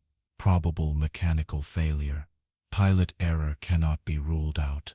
The words gave closure on paper, but they did not match the voices still echoing in memory. Civil aviation authorities handled their own share of mysteries. Airline incident reports occasionally included references to unusual aerial phenomena, though these were often buried under routine logs of turbulence or instrument issues.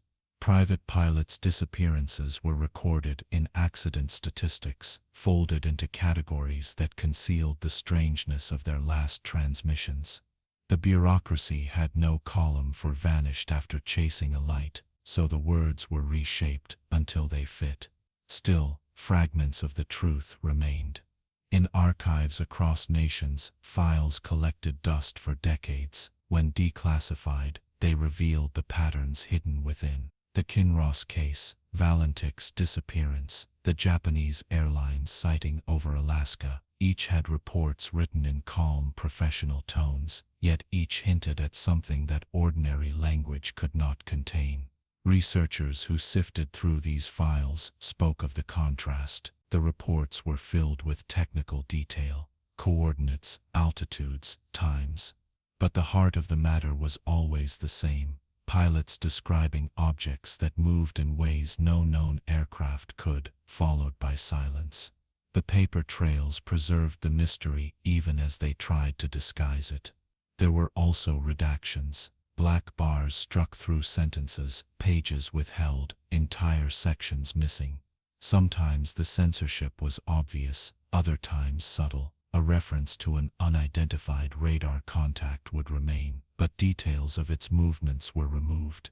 A pilot's testimony might be included in one version of a file, but missing in another.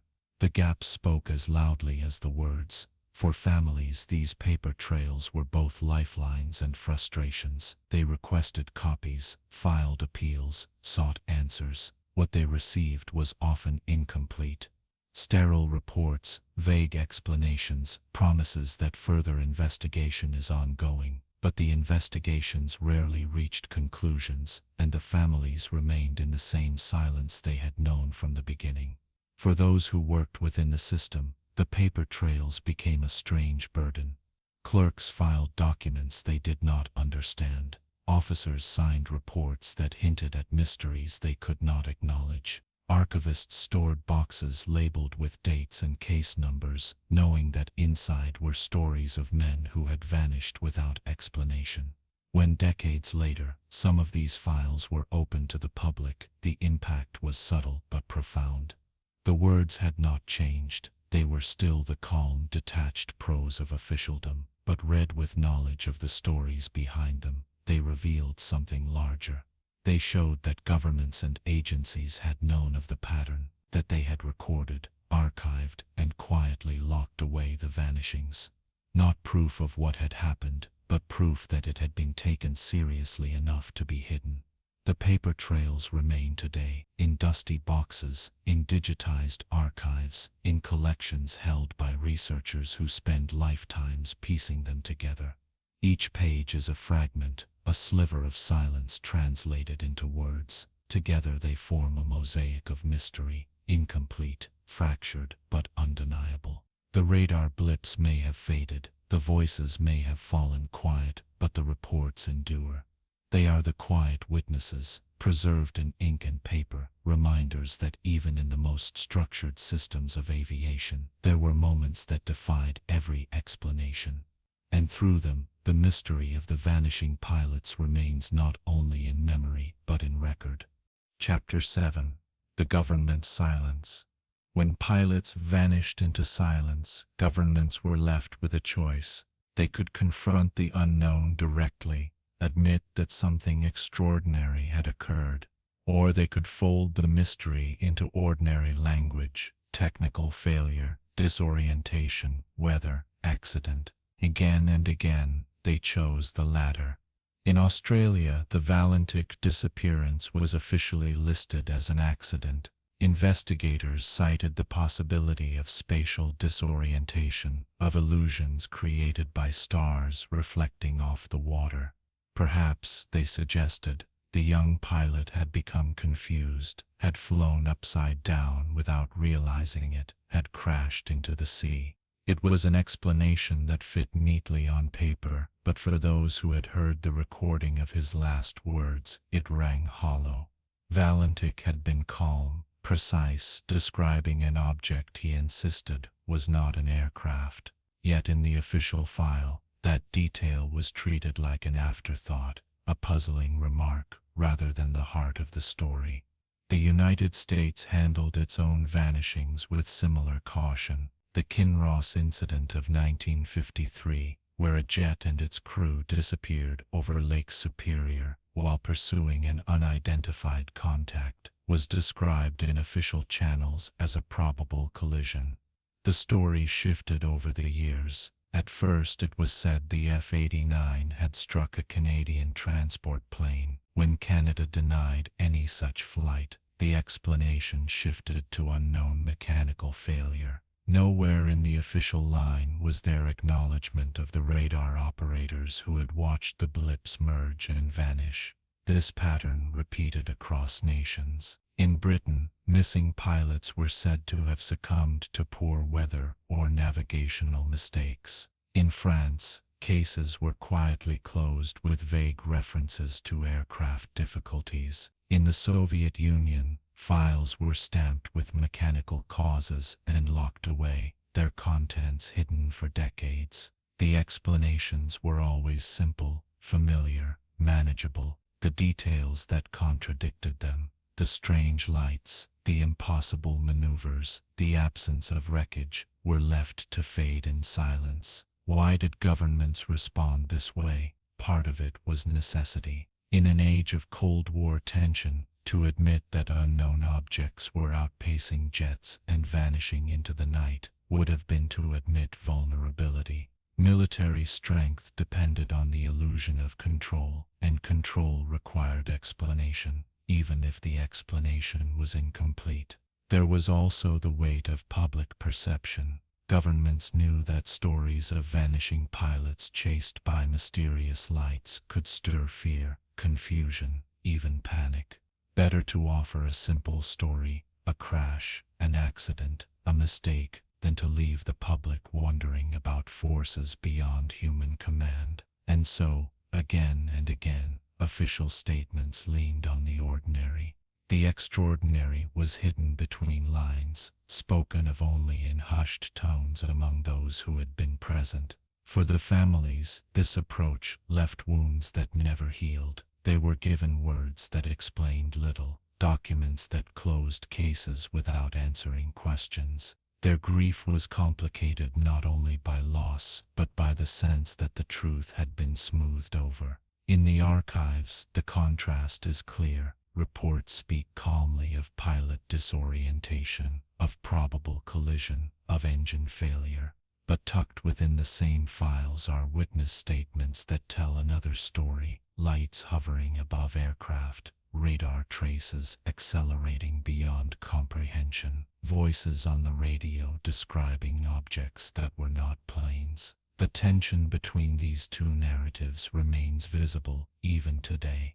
Governments could not stop the stories from spreading. Pilots spoke quietly among themselves. Controllers shared their memories. Families told their versions of events. But in the official record, silence prevailed. The unknown was hidden in plain sight, dressed in words that offered comfort, but not truth. This silence was not absolute denial. In some cases, officials admitted that incidents were unexplained. But the word carried no weight in public statements, buried among technical terms that reassured more than they revealed. It was as though governments acknowledged mystery only to file it away again, safely locked behind classification. For the vanishing pilots, this meant that their stories lived two lives, one official, neat, orderly, reduced to statistics and accident codes. The other unofficial, whispered, remembered, told in quiet voices by those who had heard or seen more than paper admitted. Between the two, the truth remained suspended, and so, in the wake of each disappearance, the government's role was not to explain, but to contain, to gather the reports, to shape them into manageable narratives, to close the files. But in doing so, they created something larger than the disappearances themselves. They created an enduring silence, a silence that spoke louder than any words. Behind every official explanation lay another layer, quieter and less visible. It was the layer of secrecy, the decisions made in offices far from radar screens and runways, where words were chosen carefully, where files were locked away, where mysteries were managed rather than solved. When the Kinross interceptor vanished in 1953, the immediate reports were straightforward: an unidentified contact, an F-89 scrambled to intercept, contact, lost. But as the days turned into weeks, the details became harder to follow. Initial memos included references to unusual movements on radar, notes that the unknown had not behaved like a conventional aircraft. Later versions of the same reports omitted those phrases. By the time the case appeared in accident summaries, the story had been smoothed into probable collision with another aircraft. The unexplained details had been quietly erased. This pattern appeared in case after case. Documents that initially spoke of luminous objects, disks, or formations were later revised, the language replaced with neutral terms: unknown traffic, possible meteorological anomaly, unverified visual contact. Sometimes entire pages were withheld. Researchers who requested files decades later often found black bars striking through crucial sentences, whole paragraphs missing. The absence of words spoke louder than the sanitized versions that remained. In Australia, Valentich's disappearance was handled with similar caution. Witness statements describing strange lights over the Bass Strait were collected, but not highlighted in official reports. Instead, the focus shifted to possible pilot error. The radio transcript, Valentich calmly describing an object hovering and circling his aircraft, was released only in part, delayed by weeks. The public received fragments, enough to stir curiosity but not enough to satisfy. Families received no more than what was already in newspapers. In Britain, files once marked secret reveal the same subtle erasures. RAF reports of pilots chasing objects that climbed vertically or accelerated beyond Mach 2 were tucked away in classified vaults. When released, years later, the pages carried heavy redactions. The details of maneuvers, the names of radar operators, the descriptions of shapes gone. What remained was the dry framework of a story stripped of its most extraordinary elements. Why the secrecy? For some, the answer was simple: security. Governments could not afford to reveal the extent of what they did not understand. To admit that unidentified objects entered controlled airspace, outran interceptors, and sometimes led to disappearances would have been to expose a vulnerability no nation wanted to acknowledge. And so, the files were locked away, the details redacted, the truth hidden beneath layers of silence. Yet secrecy carried its own cost.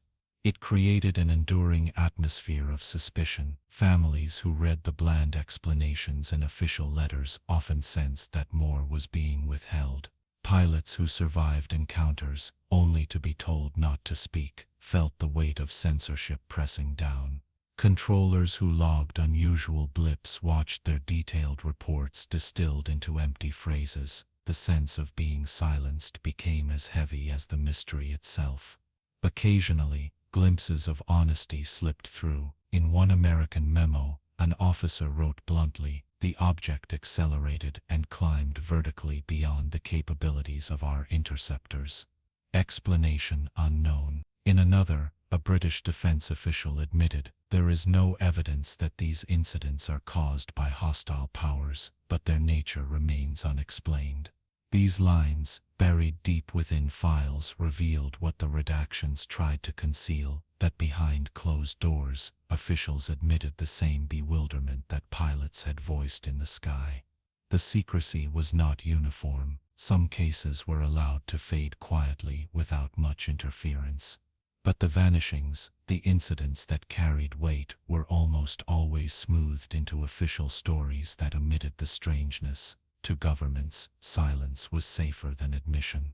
The effect of this secrecy was paradoxical. Instead of calming suspicion, it fueled it.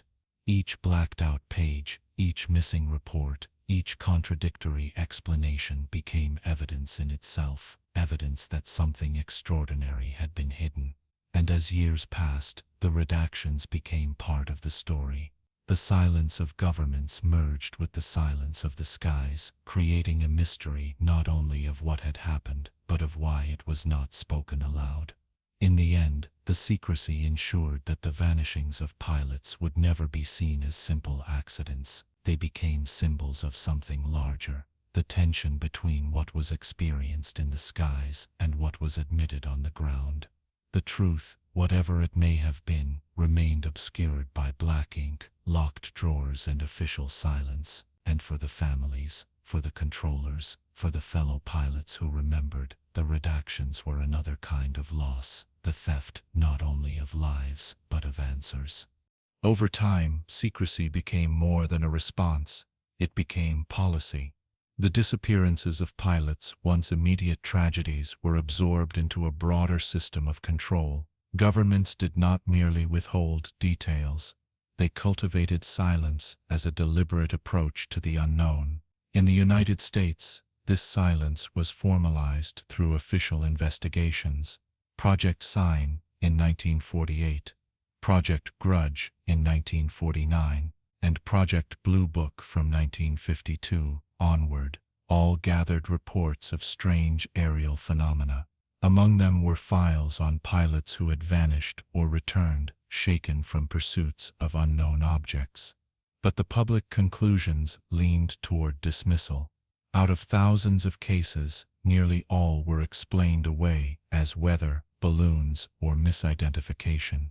Only a small fraction were listed as unexplained, and even those were presented as curiosities rather than causes for alarm. The intent was clear. The public was not to dwell on mysteries. The role of the government was to protect, to reassure, to maintain control. To admit that aircraft could vanish in the pursuit of lights no one could identify would have shattered that control. So the narrative was carefully managed. In Britain, a similar approach prevailed. The Ministry of Defense quietly logged reports, but whenever inquiries were made, the responses were formulaic: no threat to national security. The words became a shield, a way of acknowledging without engaging. The message was simple: even if the skies held mysteries, they posed no danger. The vanishings of pilots were absorbed into the language of accidents, never raised as evidence of something extraordinary. The Soviet Union, bound by its own secrecy, adopted the same stance in different form. Encounters were logged, files stored in military archives, witnesses cautioned against speaking. For pilots who returned from strange pursuits, silence was often enforced. Reports were classified, not to be discussed, even among comrades. And those who vanished were remembered only as soldiers lost in duty, their final words erased by the weight of official secrecy. Australia, Canada, France, each nation echoed the same pattern. Reports filed, explanations softened, cases closed. The words may have differed, but the policy was the same: maintain silence, avoid admission, manage the unknown through containment. This policy had consequences beyond archives. It shaped how the public perceived the vanishings. Families were left to grapple with bland letters that never matched the weight of their loss. Researchers struggled against walls of classification, piecing together fragments from half-released files. Pilots who survived felt discouraged from speaking, their testimonies treated as distractions or threats to credibility. The silence did not erase the mystery, it deepened it. Yet silence as policy also revealed something unintentionally. If the vanishings had been simple accidents, ordinary losses of aircraft in dangerous skies, they would not have required redactions, classified vaults, or carefully crafted phrases. Accidents need no secrecy, but mysteries do. And so, the very act of silence became part of the evidence, a shadow hinting at what could not be admitted. Decades later, when some files were finally declassified, the layers of policy were clear. Reports that should have been straightforward were cluttered with missing pages. Memos acknowledged the unexplained, only to conclude that no further action was required. The pattern was unmistakable: contain the mystery, diminish the significance, move on. Silence as policy endured for generations. It became a reflex, handed from one set of officials to the next. And even now, when new information surfaces and governments speak more openly of unidentified aerial phenomena, the echoes of that long silence remain. The vanishings of pilots are still not discussed with clarity. They are treated as footnotes, not as central mysteries. The families are still left without answers. The archives still hold more than they reveal.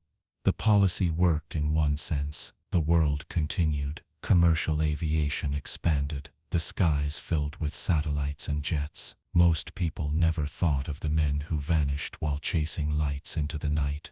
But for those who remember, for families, for fellow pilots, for controllers who heard the last words, the silence remains louder than any explanation. It is the silence of governments that chose reassurance over honesty. The silence of files that spoke only in fragments. The silence of voices that ended mid-sentence, their meaning never returned. And in that silence, the story of the vanishing pilots lingers, unresolved, unacknowledged, but never erased. Chapter 8. What were they chasing? When pilots vanish after chasing unknown lights, the question lingers, heavy and unyielding. What were they pursuing? The simplest answers come first, offered by investigators, scientists, and skeptics alike. Perhaps it was nothing extraordinary. Perhaps the sky itself, with its endless tricks of reflection and light, played the role of deceiver. The atmosphere is capable of illusions. Temperature layers can bend light, creating mirages that shimmer on horizons or turn distant stars into hovering shapes.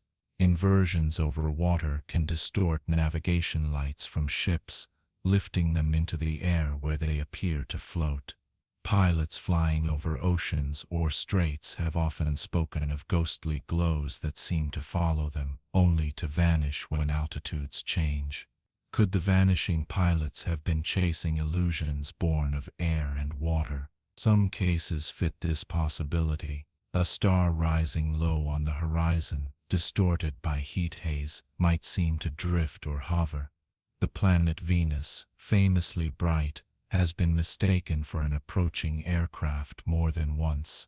To a pilot alone in the night sky, its steady brilliance could seem uncanny, especially if fatigue clouded perception. Investigators often noted that pilots in distress might misinterpret such lights, maneuvering toward them until disorientation claimed both man and machine. Weather phenomena, too, offer possibilities. Other atmospheric effects complicate the picture. St. Elmo's fire, the glow of ionized air on wingtips and cockpit glass, can create the impression of luminous forms. Auroras shimmer across polar skies, bending into shapes that mimic movement. Even reflections within cockpit windows can trick weary eyes into seeing lights that are not there. It is no surprise that official reports leaned heavily on these explanations. They were natural, manageable, familiar, and yet the details often resisted them. Pilots spoke of lights that maneuvered deliberately, that circled, that reacted to their own movements. Radar operators logged contacts that accelerated far beyond atmospheric drift. Families noted the absence of wreckage, the suddenness of disappearances, the consistency of testimony across decades and continents. Still, the natural explanations remain part of the story. They remind us that the sky is not a blank canvas, but a stage of illusions, a place where physics can play tricks on human senses.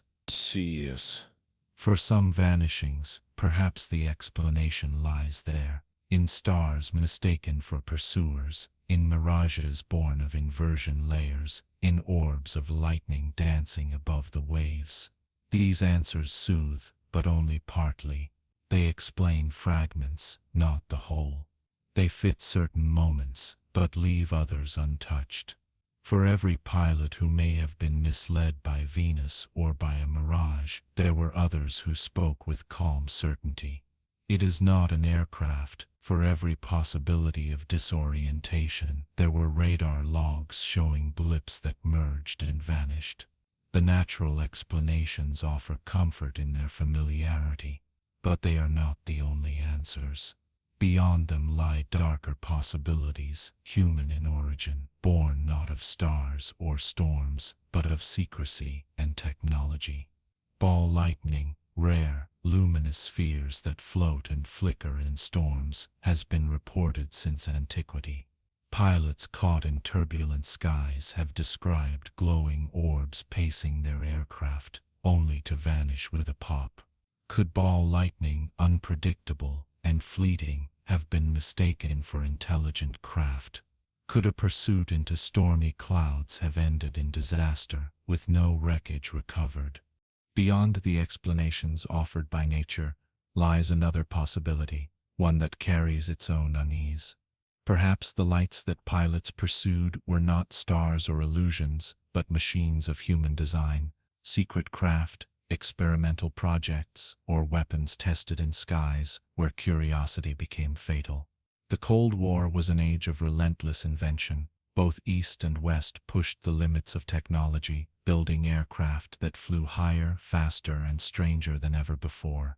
Prototypes lifted from hidden runways, their designs concealed from even those who guarded the bases where they were born. Some of these machines never reached public view, their existence buried in classified files. To a pilot in pursuit, their outlines might have looked unfamiliar, their movements unnatural, their silence intentional. Consider the stealth projects of the 1950s and 1960s, long before the world knew of them. Aircraft like the U-2, and later the SR-71 Blackbird, traced paths across skies, at altitudes once thought impossible. To ground observers they appeared as glittering specks that seemed to hover. To interceptors climbing toward them, they moved with a swiftness that defied expectation. Could the vanishings of pilots have been the tragic cost of crossing paths with such experiments, machines so advanced they seemed alien?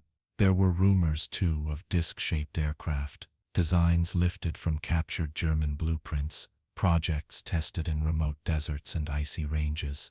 Some engineers spoke of circular wings, vertical takeoffs, unconventional propulsion. Most of these projects failed, their prototypes unstable. But in fleeting moments, under secret skies, they may have flown. And to those who chased them, the line between human and otherworldly blurred. Governments offered little clarity. When questions arose about missing pilots, they pointed to weather or error, never to experiments. To admit otherwise would have been to reveal secrets, to admit risks taken with lives unknowing. And so the possibility of human shadows remained hidden, whispered about but never confirmed. There is also the darker thought of deliberate misdirection. Electronic warfare, jamming, and radar deception were developed in those same years. Lights could be projected, signals distorted, illusions created on screens. If a pilot pursued such a phantom, guided by instruments that betrayed him, he might vanish into storm or sea while chasing nothing real. The weapon was not the light itself, but the manipulation of perception. Yet, as with natural explanations, the details do not always fit. Secret aircraft, no matter how advanced, obeyed the laws of inertia. They left signatures of heat, of sound, of design. But pilots spoke of objects that hovered without support, that darted at right angles, that rose vertically in silence. Radar operators logged speeds that exceeded not only known technology, but the very limits of material endurance. If these were human projects, they were beyond anything acknowledged even now. Still, the possibility lingers.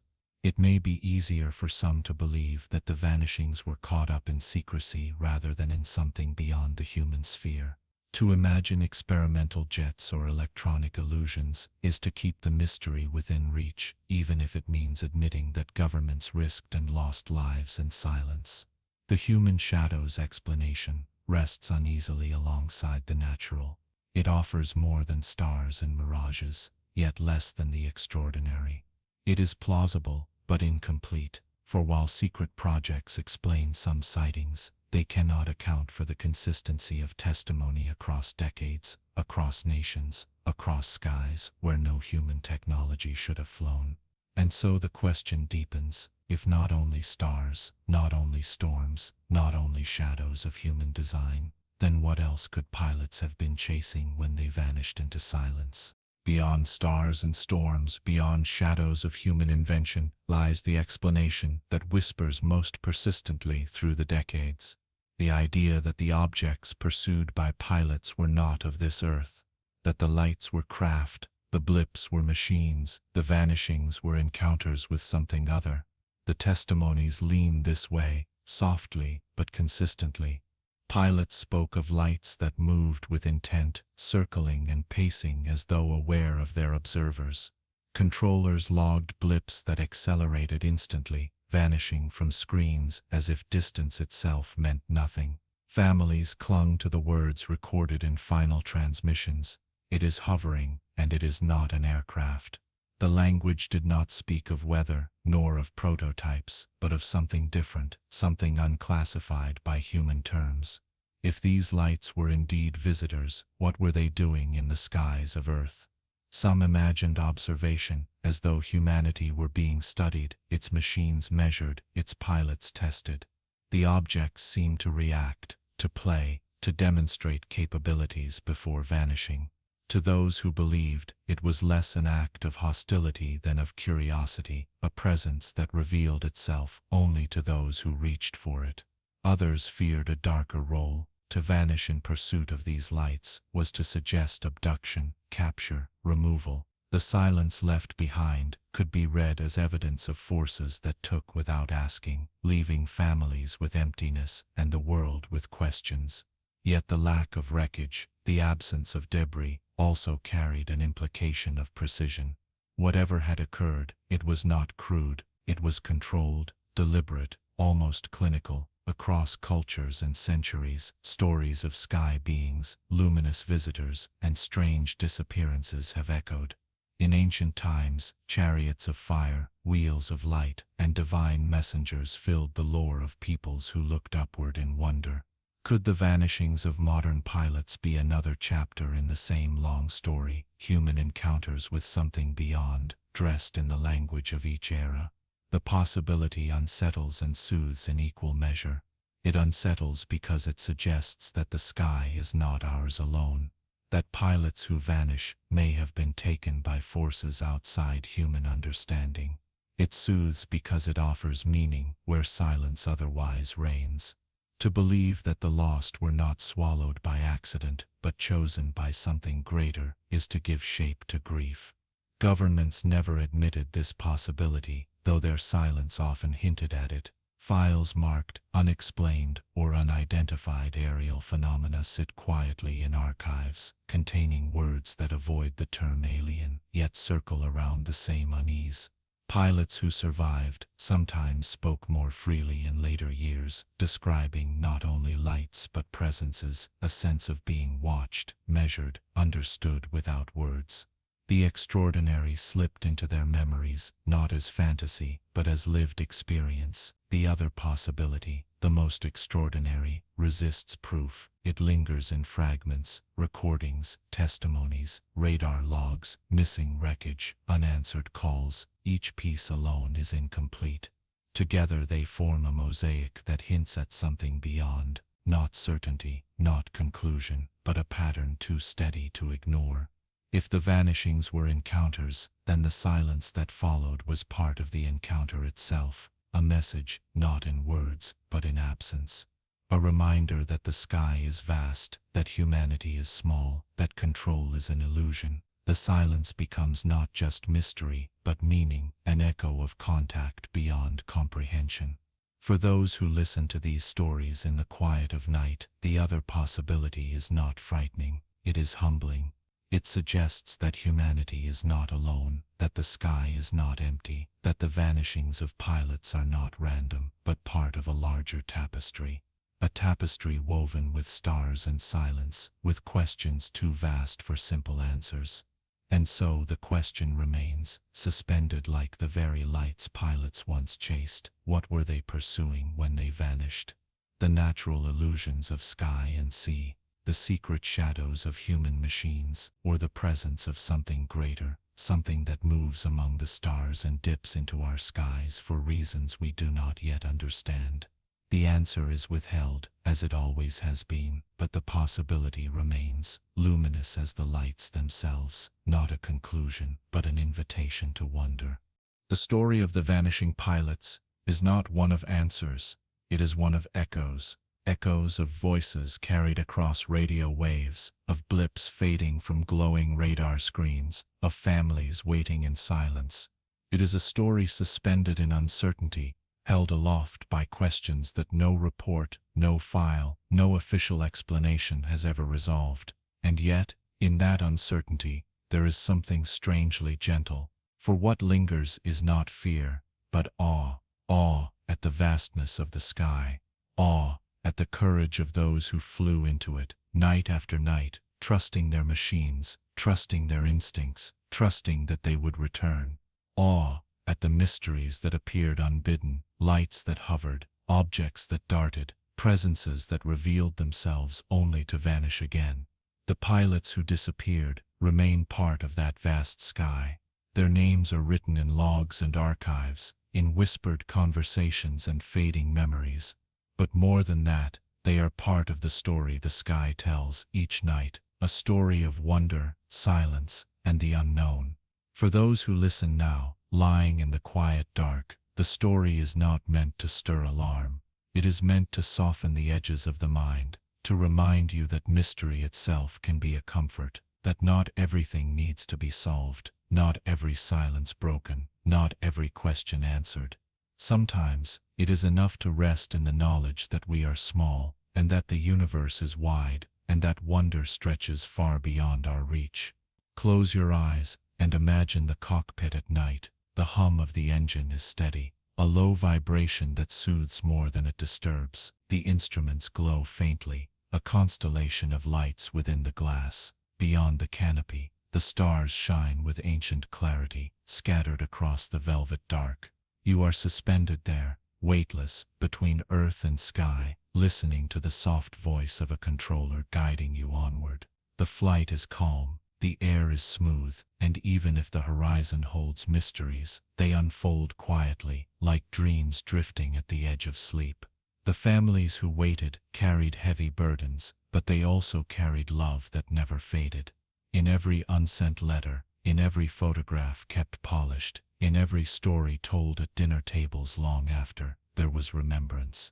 Their grief was real, but so too was their devotion. The missing were never forgotten. They became part of the living memory of those who loved them, woven into the daily rhythm of life. The radar operators, the controllers, the fellow pilots, they too remembered, not with fear, but with reverence.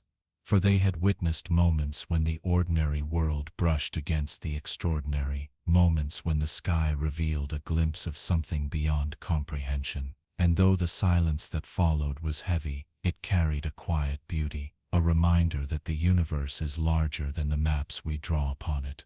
Tonight, as you listen, let the silence of those stories carry you gently. Do not search for answers. Do not chase the lights across the horizon. Simply let the uncertainty wash over you like the sound of distant waves. Each unanswered question is not a weight, but a softness, guiding you deeper into rest. The vanishings will never be fully explained. Perhaps they were tricks of light, illusions of the sky. Perhaps they were shadows of human machines, kept secret by governments. Or perhaps, as many quietly believe, they were encounters with something greater, a presence that moves through the heavens, sometimes noticed, sometimes unseen. Whatever the truth, the mystery endures, and in that endurance, there is comfort, because the sky remains vast, patient, unbroken. It holds both memory and promise, both silence and wonder. It has watched generations come and go, watched aircraft rise and vanish, watched humanity look upward with questions too large for words. And still, it remains. As you drift towards sleep, imagine yourself beneath that sky. The stars are steady above you, the air is cool, the world is hushed, the questions linger, but they no longer demand answers. They soften into lullabies, into rhythms of breath and silence. Each mystery becomes another star in the expanse, glowing quietly, asking nothing more than to be noticed, and then left to shine. The pilots are gone, but their voices are not lost. They are carried in the air, in the memories of those who heard them, in the recordings preserved in archives, in the stories told softly tonight, and through them, the mystery is shared with you, not to alarm, but to cradle, to remind you that even in silence, there is beauty. Let the hum of the engines fade now. Let the radar screens dim. Let the voices of controllers soften into echoes. You are no longer searching, no longer chasing. You are resting, safe beneath the endless sky, held in the quiet certainty that mystery itself can be gentle. Breathe deeply. Let your thoughts drift like contrails dissolving into dusk. The story is ending, but the sky remains, always waiting, always watching, always filled with the quiet possibility that something beyond us moves among the stars. And now, let that thought carry you downward, softly, slowly, into sleep. The silence is no longer empty. It is calm. It is steady. It is yours.